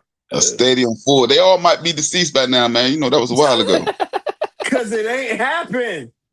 You know, Why we ain't leave no why we ain't got witnesses. no interviews? All the people in 'Cause that we- stadium, why we ain't got no interviews? No, shout out. You know Will. what? We not disrespecting. That- It might have I happened. said- We're not saying it didn't happen. I'm just saying we don't really know if it happened. It's a shout out, Will. Yeah, shout But out. honestly, with the Spurs and the Timberwolves, it's a tough matchup. I mean, you got Wemby on the other side, but you got the dog on Anthony Edwards on another It's one. the future of the NBA right here. Yeah, it is, and it's one guy that I would say no, he wants to be the face, but he knows his character doesn't let him. And then the other guy who wants to be the face. So I truly think this is a good matchup, and I'm actually taking the Timberwolves. If Anthony Edwards if he can gear up and ramp up even with this slight injury or minute restriction that's going on, if they can keep this going, I think the Timberwolves can still walk away with this as the victor. Minnesota I is think 7. y'all say, yeah, this got to go to 7 though. So I'm right there with y'all. I'm going Timberwolves also. A, because the Spurs messed around and lost on their home floor. But B, You lost with 12 blocks on your side. but You're not even not just that. winning. Yeah, but not just that though, Mr. Amari. Ant, this is the worst Ant you're gonna see all series. He's only gonna get better. Like I said, this is his first time coming off the bench in the playoffs. He's only gonna get better. So this was the time to take him down. Like this was the game. Game 1 at home. They star players injured. He coming off injury. Yeah. Injury. He playing less minutes. It's If you like can't beat that version of the Timberwolves, why do I think y'all can beat them? Period. So yeah, I'm right there with y'all, but I think I'm going there in 6. I think I'm gonna have them in 6 games though. All right. The next one, OKC versus the Lakers, and I believe OKC just took their first win. Is on you, Mr. KD. It depends on when Luka get back. If Luka doesn't get back for the first 4, I'm going OKC in the game after 4. If Luka comes back, I can see it going to 6, but hey, depends on what level Luka we getting to. So I'm going OKC gentleman sweep. Yeah, I definitely can see that. If Luca doesn't come back quick, I definitely think this is a OKC gentleman sweep. If Luca comes back, I think this series could definitely extend to 7. But as right now, 7? I think if because you talking about with LeBron, Reeves, and Luca all on the court, I think this series can definitely extend to 7. But with the injury report as it is right now, I have to agree with you. OKC gentleman sweep. I might even I'm give still them hesitant. I might give OKC a 6. I think LeBron could come up with 2. My only hesitancy with the Luka situation is even if he comes back, Luka hasn't played in a while. So what level You of think he Luka gonna be? is he You coming think he back gonna be that as? rusty? You I think think we get my thing is fat Luca and not when you, not divorced Luca?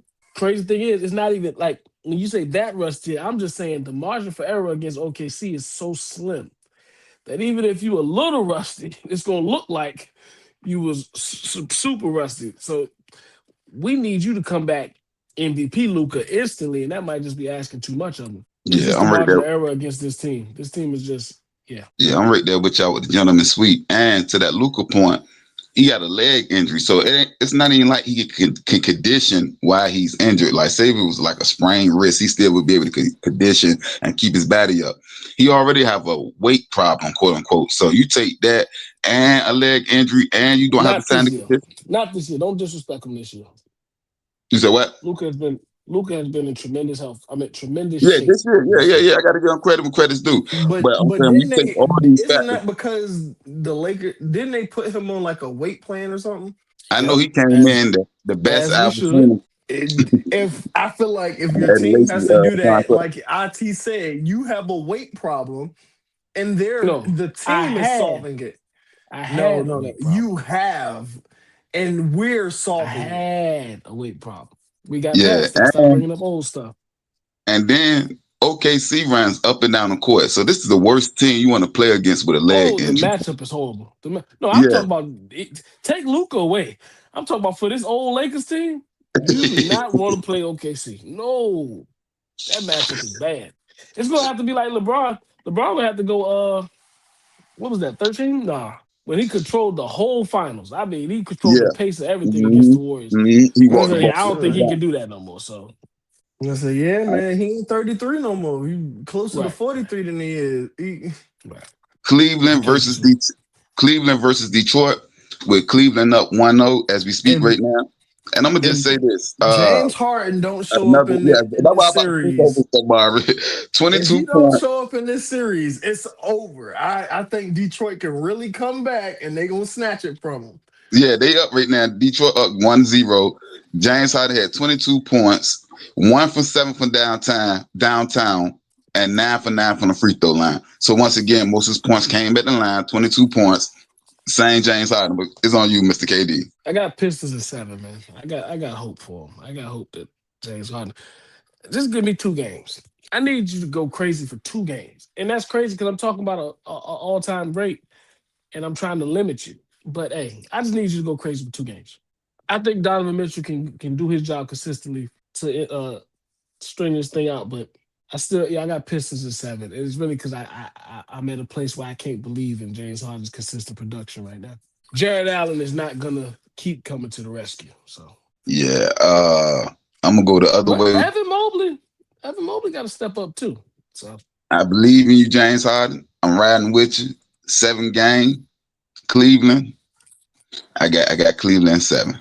What about you, Mr. in Amari? Detroit, I got Detroit in 7. Yeah, that Like you is a said, big deal, Mr. KD. it's James Harden got to show up. I mean, Jared Allen has been showing up defensively, but I mean, he's not really a offensive counterpart. But Evan Mobley on both sides of the floor. I mean, hey, bro. I mean, you pull your weight, but we need just a little bit more to really push us past what Detroit has. I mean, Detroit has some young firepower. I mean, obviously, and then I think Jalen Duran along with Cade, they fuel off of each other. And then to have somebody like we already spoke about earlier, and Tobias Harris that can give you a sneaky 30, that's not something that you want that can come up and bite you later on in the game. So you need all your stars, especially for Cleveland, to step up. Ultimately, I listen, mean, Donovan Mitchell is carrying his end, but you got 3 at this point as of right now. If we had to label it, you got 3 liabilities right now. the big dogs is out of the fight. This is your opportunity right here. Eastern Conference, Yeah, everybody in the East needs Knicks, to be looking like that. Cavs, Mm-hmm. Pistons, 76ers, Mm-hmm. Joel Embiid. Like this is it. Mm-hmm. Mm-hmm. And speaking of that, Treat it we as such. we about to speak of last but not least, Philly versus the Knicks, with the Knicks up game 1. 1-0. So what's your thoughts, Mr. KD? I got the Knicks in 6. I think the Knicks are going to take this serious because if you take the Celtics out of it, the Knicks are probably the second. Well, I guess you could say Pistons, but I'll probably put the Knicks over the Pistons as far as the top threat. And I think the Knicks, I think their biggest obstacle, the way they're built, they were built to beat the Celtics. They constructed this roster to compete against the Celtics. Now that the Celtics are out, they have to look at this as red carpet. If I do, you're not even asking a lot. If you do what you're supposed to do right now, you can get you a finals berth. The Pistons aren't experienced enough. 76ers are up and down. The Cavs are inconsistent. If you do what you're supposed to do, because last year you were just in the conference finals, you do what you're supposed to do, this is your finals berth right here. And the magnitude that'll mean to that city and that franchise, come on now. Seize the opportunity. Hey, Mr. KD, this is my heart, not my head speaking. I'm going Philly in 7. Now, this is the only caveat. I need Joel Embiid to play every game. As long as he don't miss any games this series, and he plays every too game. much. You asking too much, and you know you asking too much. You asked that man to play. The only thing is, you asked him to play 11 games straight. You asking for too much. Yeah, without missing one. But this isn't the last series. Y'all being real inconsiderate to his knees right now. The Knicks can match up with him, and that's really what changes it. Yeah, they can throw some bodies at him. And yeah. Who you got, Mr. Amari? I got the Knicks in 6. All right. So this episode 55, Mr. KD. So the only person I really know that got that number is White Chocolate Jason Williams. It might be somebody else in the NBA, but I really don't know. And in honor of that, we're gonna name our top 5 white chocolate NBA players, which is white players that got the most flavor to their game all time. It's on you, Mr. KD. Oh, you got it. I'm going with Larry Bird first and foremost. Why? This is exactly what I said. Why you let him go first? He just went first last time. Oh, we drafted? Oh, I What's your 5? Well, I mean, I feel like you gotta have Larry Bird. I got Larry B. Larry Bird is the top dog. Bird, he straight told you, you got a white boy on me? Larry Bird, Luka, Jokic, Steve Nash, and you got Jokic and Flavor? I about to say it's Flavor. I don't know if I would Flavor. I mean, he got the passes. Them passes. That's literally the only thing that got flavor in his game. What? The footwork? See, y'all think y'all want to be flashy. We ain't flashy. This is honor Jason Williams. And just like you said, in honor of Jason Williams, I figured we was being flashy. Like, yeah, we talking about Larry Bird ain't flashy. Larry Bird pretty flat. He flashy enough. He's Larry flashy. Bird is not flashy. When you talking about the 1970s and Larry Bird flashy. If we go into that, we really gonna have only 2 guys. You seen that little Pistol cradle Pete pass and Jason Williams. That's it. Pistol Pete, Jason Williams. You could have took a John Stockton. You could that's flashy. I had Stockton with Stockton. If you count Stockton as flashy, Jokic definitely flashy. If you count Stockton, he said Stockton was doing handoff passes, and you talking about come on now. If Stockton was flashy, come on now. You did your whole 5, Mr. KD? I thought we just said it as Caucasian players that like that on the court. That was their flow. You couldn't stop Caucasian players that was like Luka, that on the court. Jokic, Steve Nash, and Pistol Pete. All right. What about you, Mr. Amari? I pretty much had ultimately the same list, but I did not have Pistol Pete. I actually had Dirk. Because I was like, hey, I said that his post game. All he did was kick a leg up. See, that's what I'm saying. We not talking flashy. The thing is, my man came into Dirk got the meanest white chocolate in the world. My man came to the arena with an aluminum foil plate. That lets you know enough right then and there. All right. So my 5, the person who I titled this after, Jason Williams, he's number 1 personally. Pistol Pete, and I'm surprised you ain't say this name, Mr. KD. I was waiting for somebody else to say it, but I'm gonna say it for you. Manu got to say Ginobili? Yeah, that's it. Yeah. He was one outside of the next person I'm about to speak of. He was one of the people that brought the Euro step to the NBA. Now, this person here was the first player. If he's European, that's just called a step. This Don't the do first that. person to do the Euro step. Drazen Pekovic. Yeah, and he used to get Jordan Fitz in the Oh, I early could have years. said no. He's not white. Never mind. And then He's a Stojakovic. I mean, Steve I was gonna go Nash is my five. Sabonis. Is he considered? I had him on my honorable Sabonis white. mention. I mean, You talking about OG technically, Sabonis, right? Oh yeah, The OG. pops. Yeah. Yeah, you talking about his dad?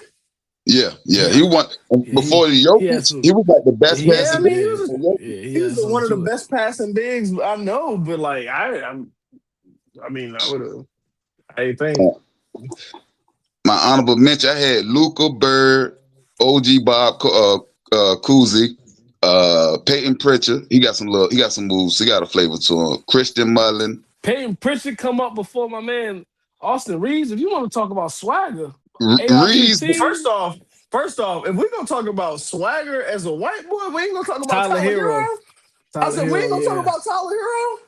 Yeah, I mean, swagger's a part of it, but I'm talking about more the pizzazz of the game. So you want to throw swagger in there with it, you can. Oh, I feel like Tyler Hero stands out way more than Peyton Pritchard when you talk about pizzazz to the game.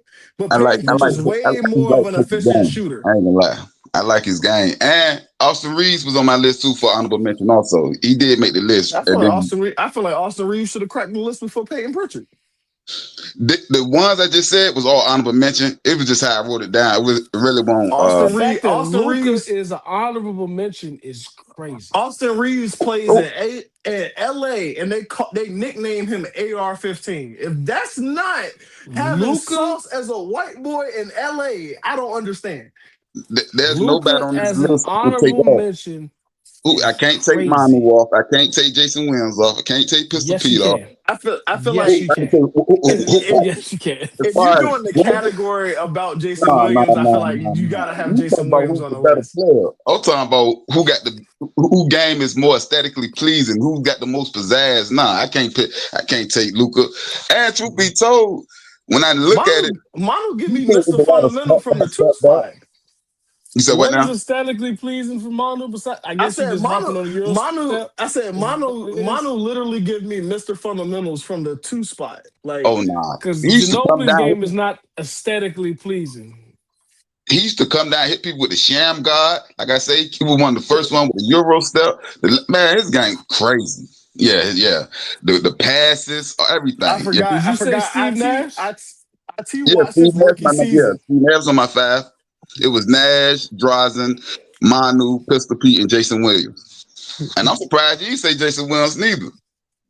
Out of all of them, he is quote unquote Mr. White Chocolate, quote unquote. He literally is. Well, that is his White name. Chocolate. Yeah, I know that's his name. I'm just saying, as outside of Pistol Pete, I ain't seen them white dude with this much flash in his game outside of Jason Williams. I can't lie to you. He number 1 on my list. I mean, Jason Kidd, maybe.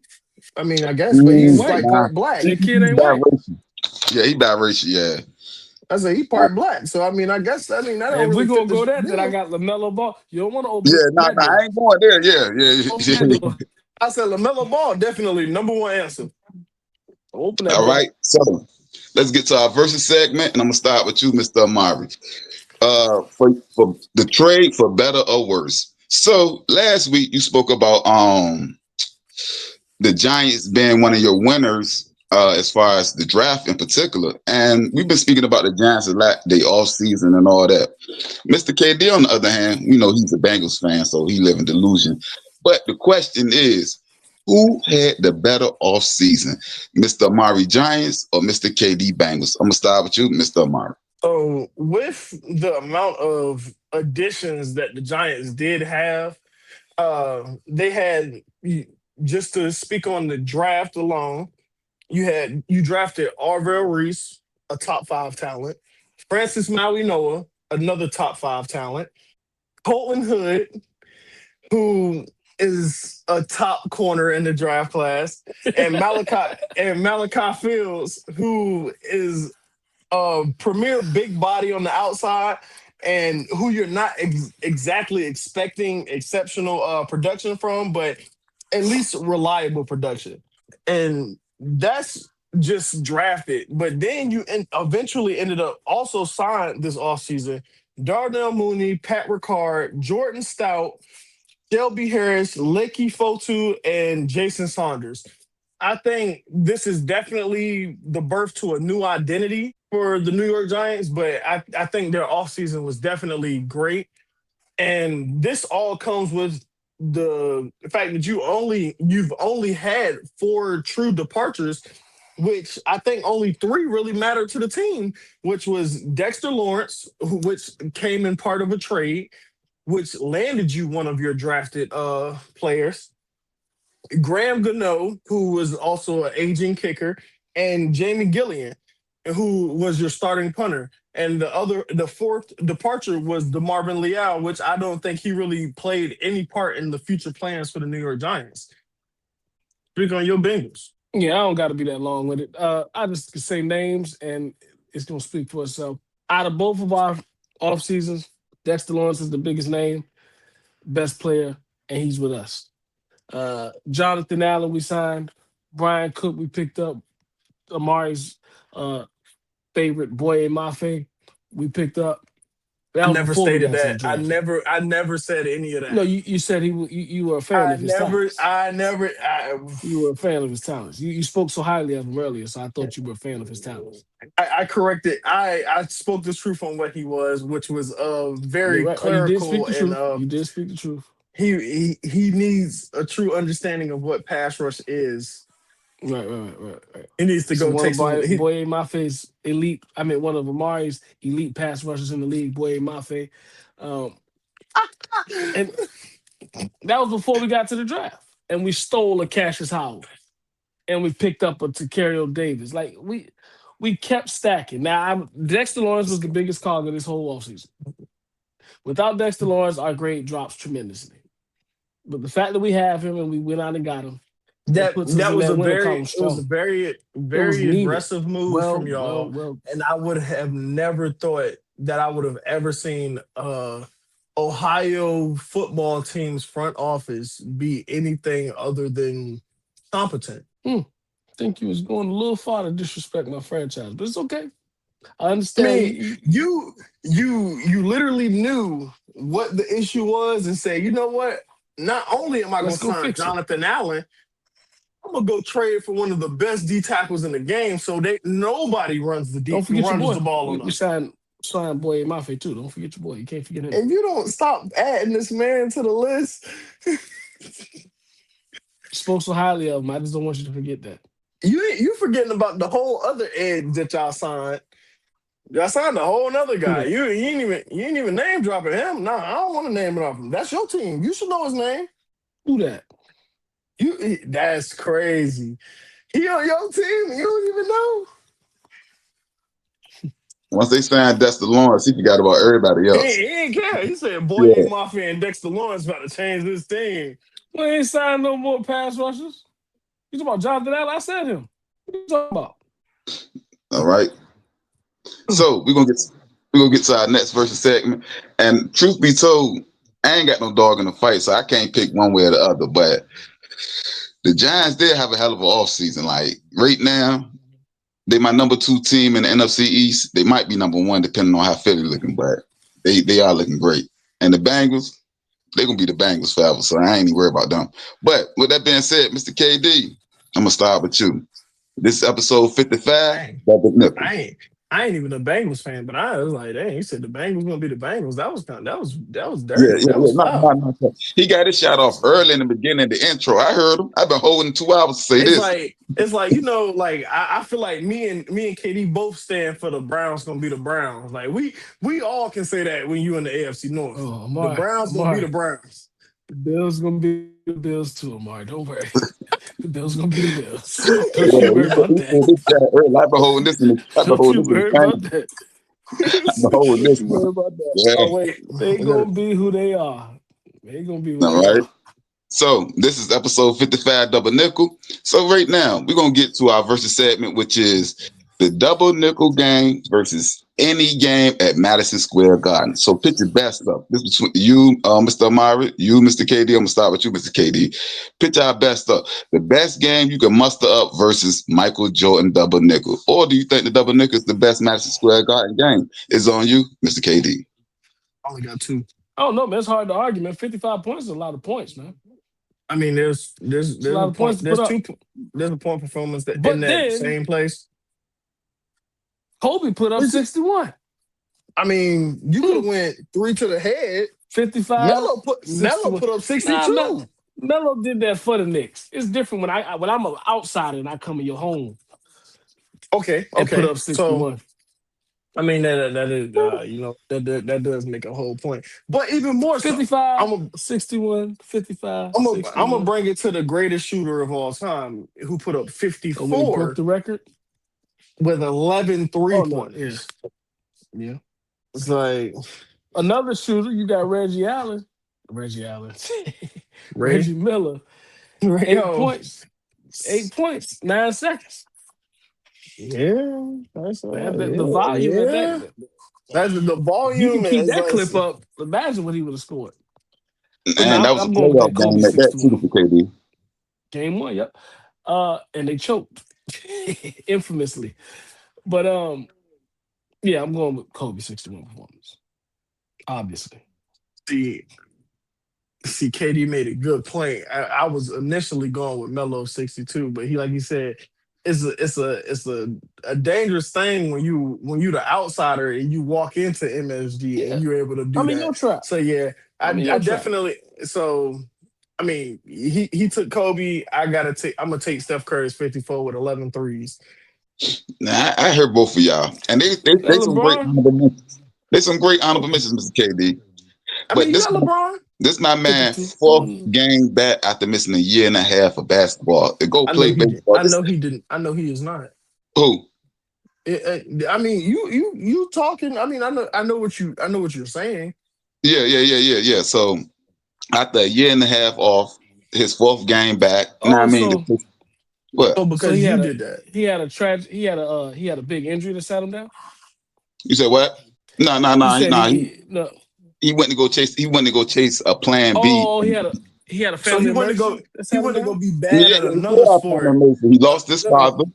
He lost his father in a He went to tragic go be way. bad at another sport to come back to something that he was good at. I'm Great. just trying to get to like, The was it greatest. out of his control? That's all I want to know. You said Was it what? out of his control? No, it was an out of honor. his control. No, it was an honor his father. But he did it fresh off the couch though, Mr. KD. Not only did he give you 55. Who put him on the couch? That's what I'm trying to get. Like you keep You saying, said what? like, who put him on the couch? He did it himself. He did it himself. What they say in Philly? Nobody puts baby in the corner. Baby put himself in the corner.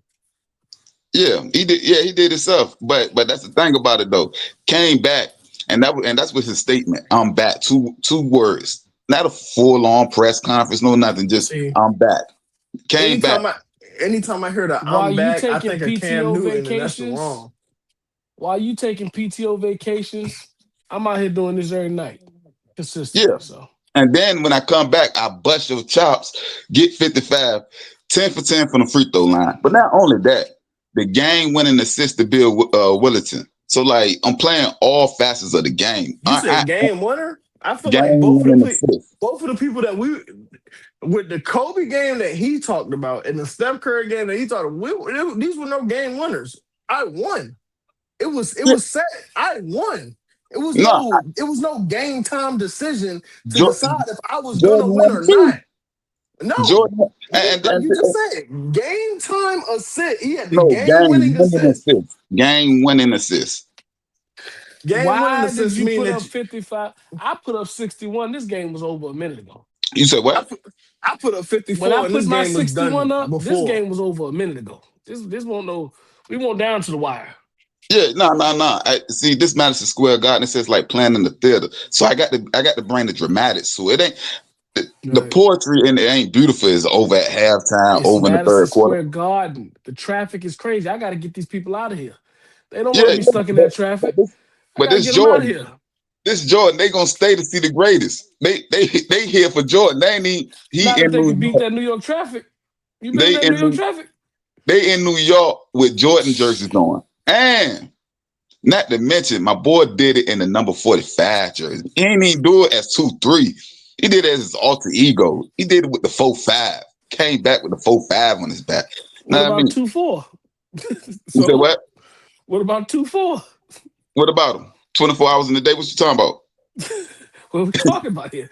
If switching numbers matter, what are we talking about? So man went from 8 to 2-4 and still put it. Yeah, I mean, he tried to get that one over Jordan. I mean, I'm one step above Jordan. But that's what I'm saying. I'm who everybody compare themselves to because I'm just that great. And 30 years later, when we say double nickel game, we all know exactly who we talking about and what game it was. Them games y'all mentioned, they ain't got no name, they ain't got no title. Dang, I just looked it up because I was just trying stuff out on the iPad right here. Because I heard you say Jordan was 10 for 10 from the free throw line. Yeah. Kobe was 20 for 20 from the free throw line. Okay. Look like you got a lot of for the most points at the free throw line by. Yeah. Yeah, it look like you got a lot of Harden. fouls. You got that James Harden treatment. You got that James Harden treatment. He out there foul baiting. That's all that was. That's all chanting MVP at an away game. Who you think they came to see at Madison Square Garden? They came to see Jordan. They came for me. And on a what was it, March 28th? They came from Patrick Ewing. March 28th, in the middle of March, they coming to see me. Ain't nobody coming to see you, Otis. They came to see me. They came to see Patrick Ewing. And you only put up 55? That's it? Only. Because when they came to see me, I put up 61. And to your point, you've been doing this all year long. You couldn't muster up more than 60-some points. Yeah. I'm tired. You fresh. I'm tired. You fresh. No. I'm out of shape. I ain't even at my peak yet. You're not out of shape. You just came off an MLB field. You're not out of shape. Not minor league, but minor league, major league, it don't matter. You're not out of shape. I was in baseball shape. I'm out of basketball shape. Know what I mean? You in better shape if you ask me. Nah. They do a lot of walking in baseball. This ain't the same type of condition and the same type of running. You chose that route. Yeah. And I chose to come back and give you 55. And I chose to put up 61. That sounds like I get your point. You had a touch more points than me, but my game is more monumental. MJ. Just because they nicknamed it don't make it more monumental. Yeah. Because see, even when you did your 55, you still were underneath Bernard King. Hey. I got over Bernard King. I set the record. You didn't change no record books. You just had a cute performance. I changed the record when I did mine. He see you, Mr. Amari. He see you. I digress. Yeah. So we're gonna, as normal, we're gonna leave it to the fans because this will be a standalone video. We're gonna leave it to the fans to decide what was the bigger game in Madison Square Garden history, NBA wise. 55 from Jordan. I said it. Kobe. What did I say? We're gonna go with Mr. Amari Steph game. Mr. KD got Kobe, and I got the greatest of all time. Some people just call him the GOAT, others say Black Jesus, but it's neither here nor there. We're gonna let the fans decide what was the best. You need to put a poll right under this video. So we can do that. Yes, sir. And we're gonna get to our last topic of the night, our sticky note segment. This is our way too early subject to change. Offense and defense of Rookie of the Year. It's subject to change, but as we stand right now, who do we have in the NFL as our offense and defensive Rookie of the Year? I'm gonna start with you, Mr. Amari. Excuse me. My offensive Rookie of the Year, as of right now, I don't project for there to be a quarterback to win this record. So I actually have this going to the highest volumed rusher, which will be Jeremiah Love of the Arizona Cardinals. And as far as defense, I have Arvell Reese of the Giants. I think John Harbaugh will utilize him very much in that defensive scheme and playing some very decent packages to either utilize him off ball or on ball as a pass rusher. We right there with each other on offense. Jeremiah Love, I think he had the most opportunities, and he'll run away with the offensive rookie of the year. Mhm. We close on the same page for defense because You you're got thinking David about the Bailey. pass rush. But I got David Bailey with a close second I actually have possible so guy as Sonny so Styles. I have David Bailey, and I feel like this is I'm probably jumping the gun for IT with this, but I have David Bailey leading all rookies in sacks. But I have Arvell Reese winning Defensive Rookie of the Year because of his sacks, pressures, and maybe just his turnover production. But I don't disagree with Sonny Styles. I think he's definitely a close second, if not He can even steal a it. runner. He could Sonny definitely can steal steal it. it because of just the fit with Dan Quinn. Yep. If Dan Quinn decided to bring Bobby Wagner It's kind back, of what you Bobby said. Wagner The teaching turnovers. Sonny, yeah, I think he's gonna have more opportunities for turnovers. So that's why I think he can be a sneaky one. he does. But I think with the lack of front seven that Washington has now with the departure of Jonathan Allen, I believe the only true defensive tackle that they have as of right now on roster is Deron Payne. I don't think he has Oh, so you like anybody. Jonathan Allen too? I mean, Jonathan Where did he Allen end up? won. I mean, Jonathan Allen actually, he from the Western Branch 757 area. So, I kind of got to support that. But So you think he's talented? he's definitely talented. I mean, he's definitely in the later Oh, end of his career, that hence why he where did got he end up? where he got released from Washington. I know he had a All right, now stint you're in going negative. Minnesota. He had a stint in Minnesota. I think he ended up in some backwater town in Ohio. Oh, okay, okay, So, hey, okay. Mr. KD, you know who I was going with? Skylar Bell and TJ Parker. That's how I was rolling. But All to right, be so let's Oh, so not. you got So you got Geno don't lie to Stone for you. defensive player of the year, then, right? All now, right, but not in all honesty. In all honesty, it's crazy because I'm kind of right there split between both of y'all. I got Love as far as the running back and the offensive rookie of the year. For the exact reason Mr. Amari said, I believe his usage rate and how much they're gonna need, especially in Arizona, that I ain't gonna say he's gonna win it by default, but it's just that he gonna be used so much that he gonna get it. But on the other side, I got Sonny Styles. I just think his measurables, his explosiveness, and with the coach that he got in Washington, I believe he's gonna be utilized very well. So those are my two offense and defensive rookie of the years, and are way too early to predict. And it can change depending on what we see going into the season. But with Yeah, that if he being can said, stay healthy, because they're gonna run that man to the ground. So who we talking he about gotta Love? stay. He gotta stay upright. Yeah, he gotta stay upright. Yeah. That's the only thing gonna get you a little nervous. How much they gonna use them? But with that being said, I need everybody to remember one thing: when you come to play, we out.